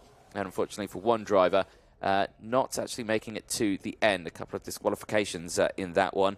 One of them being for being underweight going in. We talk about that a lot, Nicole, of drivers not making the weight category. That was a very unfortunate one. And then for working on the pre-grid as well, that is a big no-no in this one. You can get caught out quite quickly. Yeah, no tools past that gate. So that is one of those rules. But this one, we saw how dramatic it was earlier on. I suspect we'll see something very similar again in this one. Yeah, absolutely. So we've got a smattering of really quick drivers on that front sharp end of the field. Of course, you've got your pole sitter and your Heat 1 winner, Marcus Shilkunas, who you just spoke about. He is the driver to beat so far this weekend. He's the driver that needs to be stopped, and maybe the driver to do that could be Wojciech Woda. But let's watch again when we go into this race on that first lap. That anti-pole side I've seen in every heat so far, the drivers have just got caught out. So we'll see if maybe Wojciech heads into this race with, you know, a different tactic. Are these drivers watching the other categories, the minis and the juniors, to see what they're doing, see where drivers get caught out, maybe think about introducing a little bit of a strategy, maybe backing off slightly and trying to get into that racing line a bit, you know, slightly slower. We'll see if anybody brings anything new out of the hat for this final heat. Indeed. Well, the say for Wojciech Woda from the front row of the grid, he certainly needs to pull something out of the hat on this one. P16 for him in that first race on the front row of the grid. We saw very briefly there as well the likes of William Marshall, who also had a very tough race. Of course, earlier on, he was disqualified for the working on the kart. So this time around, hopefully can come away with a really strong result to help gain as many places as he can for that final later on. There you can see, though, mechanics primed and ready to get these karts push started. We are moments away from being started. This is a workout for them as well. You've got to release the compression valve, of course. Helps push the kart off. As soon as they've got some momentum, drop that valve, and away you go. And hopefully it stays started and it's all good. And for the majority of that field, it looks like that has happened. So, as the drivers make their way out onto the circuit, for Marcus Schilkunis, his job is simple. Stay focused, stay calm, and get that checker flag. And he starts that final on pole position. But what is going to happen for the rest of the drivers? So let's find out. It is Schilkunis and Wojciech Woda on the front row of the grid. William Marshall and Chiara Batigue on row 2. They'll have Martin Menezes and Marlon Bayer rounding out row number 3. A very competitive top 3 rows this season. Row number 4 sees the likes of Clara Kowalczyk and Neil Russell. A first appearance for Russell, starting it on the 4th row of the grid. Ella Häkkinen is joined by Marcus Juncher. They round out row number 5 in the top 10. Oscar Gallin and Gary Teixeira round out the next row on row number 6. Row 7 sees Benjamin Borja Iramia and Georgi Zazov with Isa Sabi and Louis Comin rounding out row number 8. Row number 9 then is all female with Sinja Ombul and Sarah Matsoy. Going from 10 will be Rafael Bollard alongside Bruno Badoli. Going from 11 we have 2 females. We have Anastasia Gerasis and Jana Pascal. Going from 12 we have Carolina Redondo with Sebastian Korpeng. And from 13 is Lucas Hernandez alongside Emmanuel Corona Ibera. Going from 12 we have Oscar Schmiel and Lusa Magana Lusa. Going from 15 we have Pietro Camelengo with Omar Jorge. And on your 16th row of the grid, after not setting a time in time qualifying, is Germany's Hawk White. Indeed. Well, no time in qualifying and unfortunately caught out in that first lap incident at turn number 3, not having the weekend he would have wanted in this one. There's a look at your qualifying heats. Effectively is the race results from the race earlier on. Schilkunis from Batigue, Russell from Häkkinen, Menezes and Bayer. They are the points that they've accumulated from that one. And again, anything they had on top of this one will determine who starts where. For Marcus Schilkunis, he needs to make sure it beats Chiara Batigue. Chiara Batigue, who's obviously qualified P4 overall. You know, even if they were joint on points, if Schilkunis was second and, you know, Chiara Batigue was third, it would still be Schilkunis on pole position purely because he out-qualified. He was the pole sitter. He will have the, effectively, not the bragging rights, but he would have the rights to the pole if they were joint on points. But let's see what happens in this one, as we are about to find out. Schilkunis and Wojciech Woda on the front row of the grid. Who's getting the whole shot in towards turn number 1? Let's find out, as I think, Nicole, will have to wait another lap because that blinking yellow light means a false start. Yeah. Question for you then, Anthony. Oh, I love a question. Go for it. Marcus Schilkunis so far has, you know, throughout heats and qualifying, he's been about 2/10 quicker than his competitors. Yep. It's quite a lot of time over the course of one lap, let alone a whole race. So as a driver, what would you maybe do if you were, you know, Wojciech Woda, William Marshall, Chiara Batigue? Would you be thinking of any tactics to try and slow him up? Full send. Yeah. Full send. You know he's breaking away in these early stages. You know he's quick when he gets on his own. The only way you can beat that is in these opening laps is get that move done. Yep. No matter where it is. If it's in towards turn 3, get it done. If it's in towards turn 1, get it done. If it's into the final chicane, get it done. You've got to break that chance of getting away. And then from that, you've got to, you know, defend it. And that seems like a horrible thing to do. If you know your pace isn't fully there to beat his outright pace, you've just got to get past and hold him up. Back him up. Back him up into the pack and hope it goes down a little further. You know, for Schilkunis, he'll be thinking focus and break away. That's exactly what he's thinking. For everyone else behind, it's get in front and keep him in the pack. Yeah, absolutely. I think Schilkunis will be, you know, heading into that first lap and thinking, get this first lap done, close the door in every corner, but after that, I can go away. Into the tram lines they go then. Will we go? Lights go out. Yes, we do. And it's almost a good start from Wojciech Woda into turn number 1. Is going to try and hang it round the outside of the rest of the field and does slot back into P2. We've got to cart off into the barriers then. That's the 205. Who is that, Anthony? The 205? Well, there's a smattering of carts off actually at turn number 1. 3 carts involved, and we'll give you the numbers as we can. Sardamat Soy is 1. Guido Badoli is another, and Anastasia Genesis, unfortunately.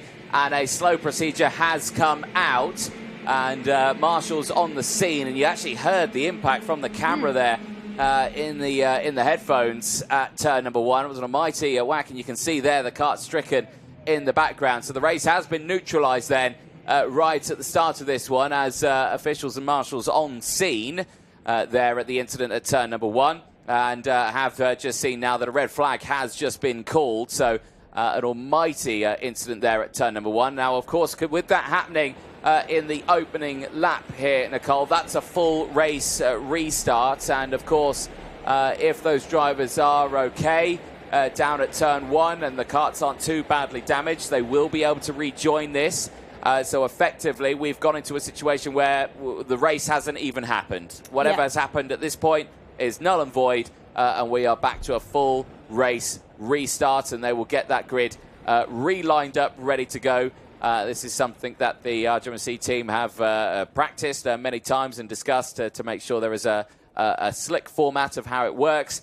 And usually at this point, there's a repair window that opens up for the drivers as well, because, of course, nose cones are also null and void. If any driver's got a drop nose at this point, they're also absolutely fine. There is Ella Hakkinen out of the cart. You can imagine she's throwing some concern there to the other drivers involved in that one. Of course, those 3 drivers a little further down in the order. But like you say, for Sardamat Soy, Guido Badoli and Anastasia Genesis, hopefully they are all okay off there at turn number 1. Well, we will wait to find out and see what happens. They were all starting from around the 9th row backwards in that order. So a tense moment. There is some of our technical team out there as well, just assessing the carts, because, of course, they will have to get everything checked out and checked over. This, I can imagine, will bring a bit of a delay for us here, Nicole, because, obviously, with there being a repair window that will most likely open for any damaged carts, and a re-grid of the order. There is Robert Ruiz as well, the pre-grid officer this weekend. He is out there. He's with Patricia there from the technical team. They are looking at getting this one sorted out. And you can imagine, tense moment for these drivers, especially as they were thinking, right, we've got to really focus on getting these carts to the end of this race. Yeah, absolutely. And, you know, it's such a shame what's happened over at turn 1. But that race start then, we were saying before, would drivers on that anti-pole side come out with a different tactic going into the first corner, which I think we did see from Wojciech Woda. Just try to hang it round the outside a little bit more compared to what we had seen from other drivers previously, and it did seem to work, because before, where we've seen drivers in second maybe drop back to 4th, 5th, 6th, he was actually in 3rd place coming into turns 3 and 4. So is Wojciech going to replicate that going into this race restart where they have to do everything again? We'll find out. But it was a good start, and we'll see if drivers pick out some different tactics. But before we do that, I do believe we have a quick ad break. We do indeed. We will take a short break while this red flag sorts itself out. We're back in a few moments' time. Don't go anywhere.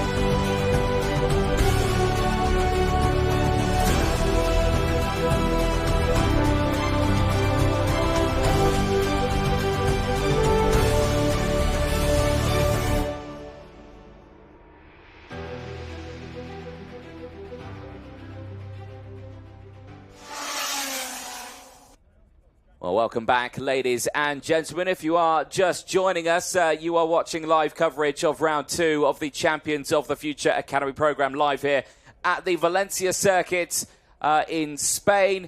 If you are just joining us, we have just had a red flag in the second of the OKN senior qualifying heats. And right now we are waiting for that restart. 3 drivers involved in that incident, Anastasia Genesis, Guido Badoli and Sara Matsoy. Hopefully they are all okay. I can see that the karts have been recovered. And I think they are heading back to the grid now as well. I can see them on a recovery truck heading back down the start-finish straight. All 3 drivers in situ. And that could be a case of we get a full race restart with all the drivers back on, because what they can do is give like a window of opportunity to repair karts that have had damage. And of course, for any kart that's had a nose cone, they will be all fine.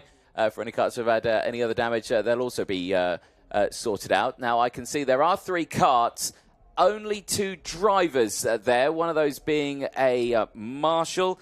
Sara Matsoy is there. Anastasia Genesis is also there. However, I do not see the pilot of the 205, Guido Badoli, and hopefully he is all okay. After that incident, that is one of the marshals who's bringing that kart back to what effectively will be the repair area, because if there's not much damage to those, Nicole, they will be given a window of opportunity to get those karts back on the grid. Yeah, you know, from here we can't see too much, but I can't see actually much damage on Sarah's kart at all, neither the kart next to her. So I think maybe they could be in this race restart, probably the case of just checking things over, resetting those nose cones. But actually I couldn't see any structural damage to those karts. No nose cone problems, no side pods gone. And we didn't really see the incident. We saw the aftermath of it. We heard the incident. You could hear that through the camera. The accident happened right beneath our cameraman at turn number 1, and you could hear the contact with the barrier. There is a look further back in the field. Rafael Bullard, yeah, he's having a little bit of a siesta a little bit. He's getting in touch with his Spanish side. He is, and having a little rest on the side of his wagon, albeit it's got a bit of a dent in that front nose, but again, there's no drama with that, because if it is only dented and it dropped, he can put it back in now, because it's a full race restart. They get to sort that out, and they get going again. So as you can see, there's a lot of drivers with helmets off. Here's Martin Bean. I wonder if we could listen in and hear what he's got to say. You can repair them. The driver will be ready by then to go out. There's another one on here too. 224. Take that one in today, and you can work on that as well. You're going to have 15 minutes to do the work and put it back on the grid. Right, there we go. Once again, as predicted, they're confirming a 15-minute repair window for any karts that were damaged in that red flag or during that first opening laps. So effectively, there is going to be a little bit of a wait then until that race goes on. And that's, of course, it is a full race restart. If this had happened on, let's say, if the red flag had gone out on lap 3 or 4, it would be a restart from lap 3, and it wouldn't be a full race restart. They would just stop them, keep them in order, and then, or they'd go back to the order from lap 3, and then they would get going. There'd be no repair window. There'd be nothing like that. It would be any driver that was out. But because it happened on the opening lap, turn 1, on lap 1, it is literally a full race restart. Yeah, absolutely. Like you said, repair opportunity, but then for these drivers, opportunity, get your head back together, get back into things, and completely redo that race start into the tram lines, and it's as if the previous race never even happened.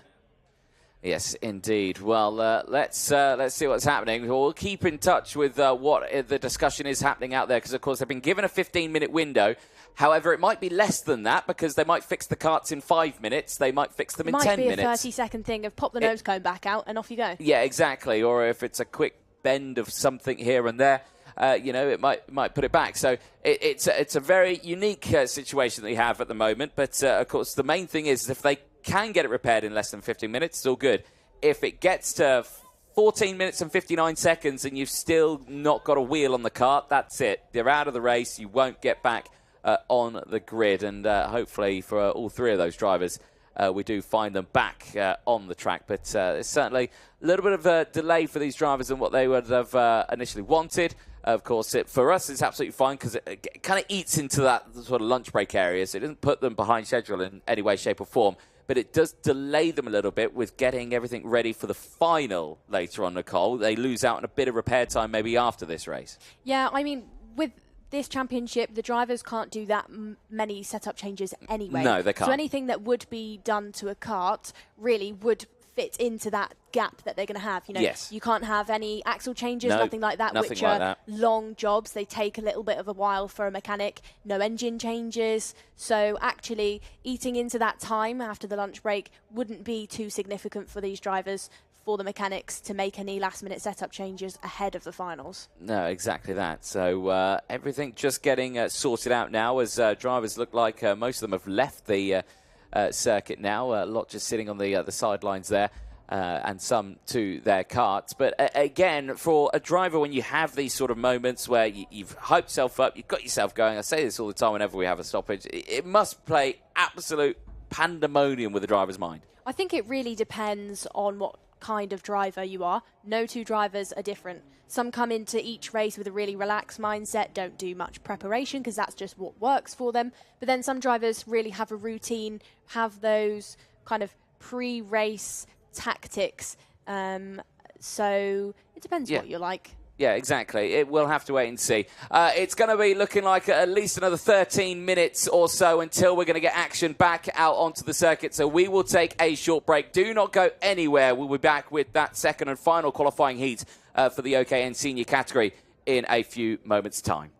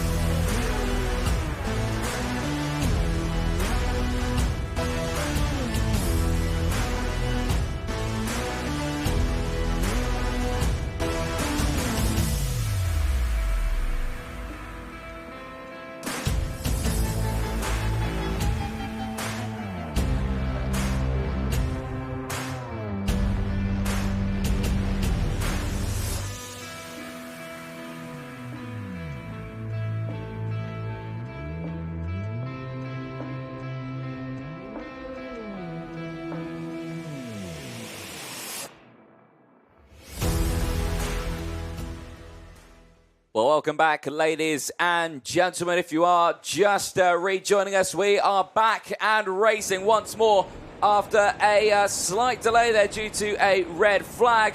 However, I think there'll be some more trouble out there because that is a William Marshall who has not started up.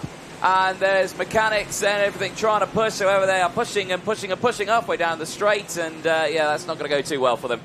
So Marshall might be out of this restart. That is a big shame.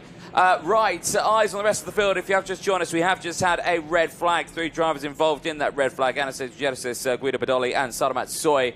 Not sure if all of them have rejoined at the circuit. I know we did see 1 or 2 of them rejoined. Marshall has now got going again. It's taken 3 mechanics and a Marshall to do that, but they have got that kart fired up, and it is going out on circuit. Yes, let's have a look and see who has rejoined. If I quickly cut to my live timing screen here. And certainly very interesting. I think all the drivers have rejoined in this one, which is good to see. So we'll quickly fire you through that full starting lineup then very quickly. Shilkunis and Voda on row number 1, Marshall and Batigue on row 2, Menezes and Bayer on row 3, Kowalczyk and Russell on 4, Hakkinen and Juncha on row 5, Gallen and Teixeira on row 6, Borgia and Zazov on row 7, Sabi and Kamin on row 8, Ornball and Matsoy on row 9, Bullard and Badoli on row 10, Genesis and Pascal on row 11, Redondo and Korpeng on row 12, Hernandez and Corona on row 13, Camille and Lusa on row 14, Camarlengo and Jorge on row 15, with White rounding out the field, and they're sending them round again. It's a false start on that. Been a little bit slower, Nicole, but never mind. There is a look at the qualifying heats then. Shilkunis, obviously, this is a full race restart. Whatever happened earlier on with that first lap, null and void.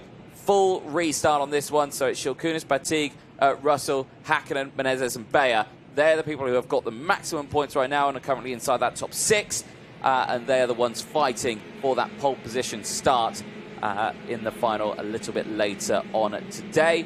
But again, from the start that we saw earlier on, we saw different tactics from the drivers on the front row trying to attack Marcus Shilkunis to stop him from breaking away, because as soon as he's at the front, which he obviously is starting on pole position, gets that clean air and starts to break away, you can't catch him. So this is where they need to really get that move done, get in front, push him back in the field. Yeah, Wojciech Woda just trying a different tactic of trying to go into turn 1 a bit braver, a bit later, a bit harder, and hanging it round the outside. And it did work for him in that previous attempt of the race. Of course, like we said, null and void, so it doesn't count. But will he attempt it once more, or will Shilkunis be thinking, I know what you're going to try and do in this one, and will Shilkunis block it and react? As they head into the tram lines, will they go on the second time of asking? Yes, they do. And it's almost a replicated start there from the likes of Wojciech Woda, but it's Shilkunis, our race leader, who leads the way. And we have a kart out. That's the 2-4-3 getting it wrong Martin through Menezes. turn number 1.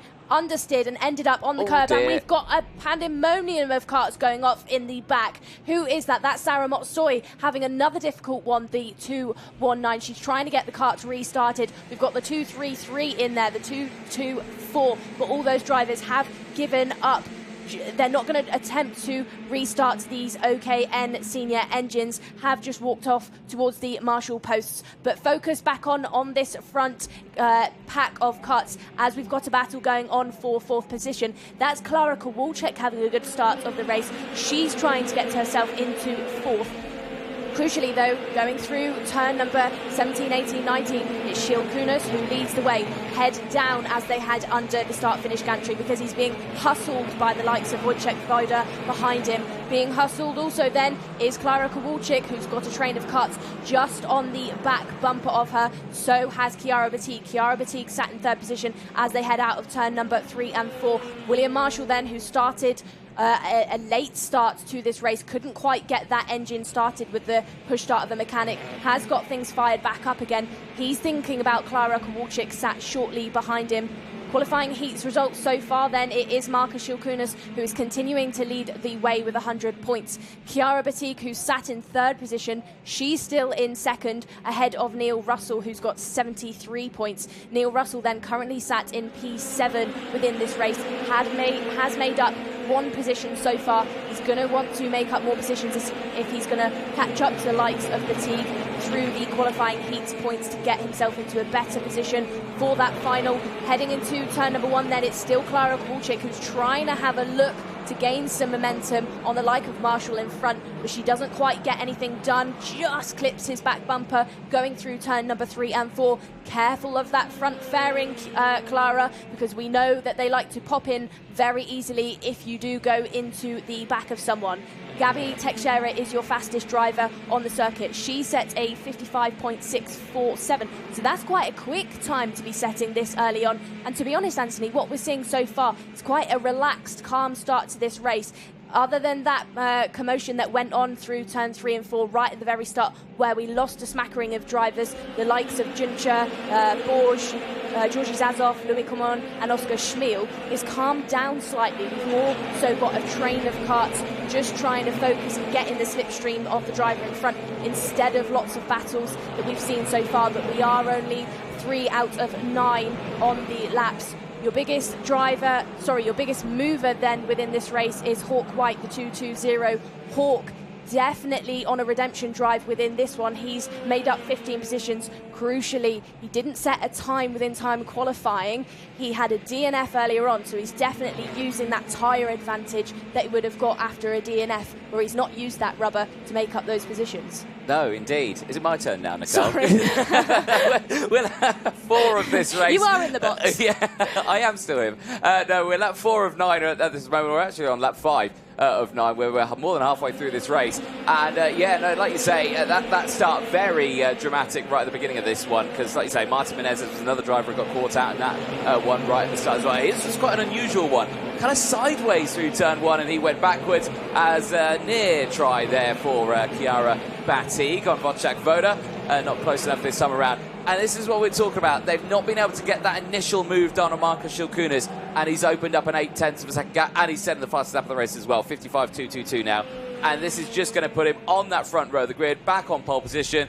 And for him, it's just a case of, right, I'll just do exactly what I did again in that final and get away from the rest of the field. And because he's not had to battle, because he's not had to fight and defend and all of this, his tyres will be in good condition as well. So he'll just be a case of get through. Batigue has now got past Woda. That overtake has happened. She is now trying to close in, but 1.3 seconds to try and close here, Nicole, on what is not long left of this race. I think it's just going to be a little bit too hard to do. With that, though, she does help herself out quite a bit. She puts herself now on the front row for that final with the 88 intermediate classification points ahead of Neil Russell. But I've got to say, Neil Russell has impressed me here, Nicole. 8th in qualifying, really strong results. Is now going to be starting at this moment on the inside of row number 2 for that final. And that would be a very strong position to start from. Yeah, absolutely would be. We just saw on the screen then our driver out in first position, Marcus Shilkunas, is our fastest driver out there on the circuit.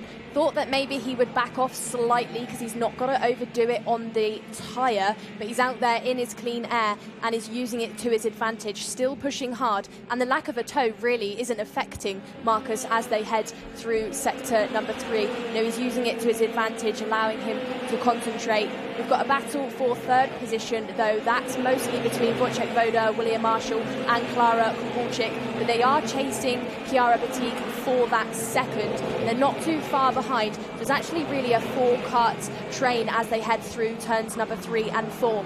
What I have noticed within this senior grid, though, Anthony, is the drivers at the sharp end of this field, the likes of Batigue, Marcus Shilkunas, Klara Kowalczyk, they're all very used to the Kart Republic machinery. They use it in other championships. Last week they were on the Kart Republics at FIA, and I think they've come into this. They sit in these Champions of the Future Academy program karts, which are Kart Republics, and they just know how to light the things up. And lighting things up is Klara Kowalczyk, because she has made the move on William Marshall. Indeed, but these will feel slightly different because they can't, like you say, set it up as what they would usually like to in other places. It is a fixed setup that all rocks here. It's the same for all of them, when that keeps them nice and close out there. It's purely about talent in this one. It's purely about who's got the commitment to get those moves done, to be able to push up with, no matter what the circumstances are with your situation, a setup or anything like that. It really showcases some raw skill out there. The commitment to make the most of what they're given. Yes. It's all equal machinery. Everybody's got the exact same thing, the exact same OKN engine, the exact same chassis, and the exact same Vega tyres. Yeah, it's 36 of them all on one cart, effectively going around.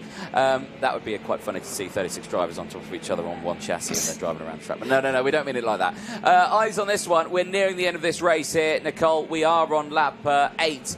Of 9 will be heading to the end of this race very, very soon. And I've got to say, Shilkunis is just doing, like I said it earlier on, Shilkunis things and breaking away pretty comfortably now. 1.5 seconds is the gap as we wait for that last lap board to come out to the drivers next time around. But eyes focus on this one.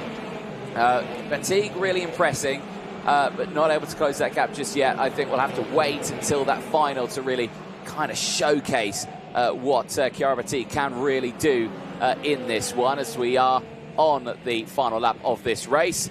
And all the meanwhile, we'll stay focused. This battle here, though, still kicking off in the background. Clara Kowalczyk in control of that one. Marshall Ella Hakkinen there as well. There is your race leader, though, Markus Shilkunis. Like we were saying, in control of this one as he heads down the back straight for the last time in this qualifying heat. Through the flat-out corners there, 15 and 16, the heavy braking zone of the chicane. To the line, this time around, a lot calmer at the front. And Markus Shilkunis will start on pole position and continues his maximum point-scoring momentum with 25 championship points to his name. Puts him up to a grand total of 175 championship points ahead of the first final later on today. Well, a solid drive for him. Chiara Battiste as well, getting away with another P2. Will start second in that final later on ahead of Ella Hakkinen. Ella Hakkinen's had a brilliant run in this one. Has not had the full results, but has finished this one in P6 with a good result earlier on, plus that P6 here. As going to put it on the inside of row number 2 later on. That'll be an exciting one to watch. Wojciech Woda finishing that race in P3 does secure a third row start. We'll start at P6 on the outside of row number 1. There is your full results then for first to third. The likes of Shilkunis, Battiste and Woda in that top 3. Clara Kowalczyk then finishes in P4 ahead of William Marshall. Ella Hakkinen in 6th ahead of Marlon Bayer. Neil Russell from Oscar Gallin. Gary Teixeira from Senior Ornball. Asa Sabi from Hawk White, who was the biggest mover in that race. 18 places gained for the German, who certainly needed that after a very tough start to the weekend earlier on today. Rafael Ballard finishing in P14 ahead of Guido Badoli, who was back out in that race, good to see, but down in 15th place. Still a 5-place gain in that one. Sebastian Corpeng, Carolina Redondo, and Hernandez, Pascal and Camalengo rounding out the top 20. Here's a look at the highlights then for this race. The start of that one, a little bit shaky for the front runners. Of course, this was the restarted line after the red flag. There was Martin Menezes, unfortunately having a very strange one. There was a bigger one there in the background where we lost the likes of Oscar Schmil, Luka Min, Georgi Zazov, Benjamin Borjeremia, Marcus Juncha, and Salamat Soy in that one. Salamat Soy was able to restart and got back into 25th place. Race continuing all the way throughout this one. You saw the moves coming in thick and fast from Clara Kowalczyk, gaining 3 places in that race in the end and finishing in P4. To the end, though, and with no real drama, it was Markus Shilkunis, another controlled drive for the Lithuanian as he heads into that final. Still championship points leader, intermediate points leader, and starts on pole position for that final. Well, a bit of a clean-up operation underway there after that one, but there you can see we've got around 40 or so minutes before the next race due to start, and that will be the finals, kick-starting with the juniors, minis, and then seniors. But we will be taking a short break. Do not go anywhere. We'll be back with those finals very, very soon.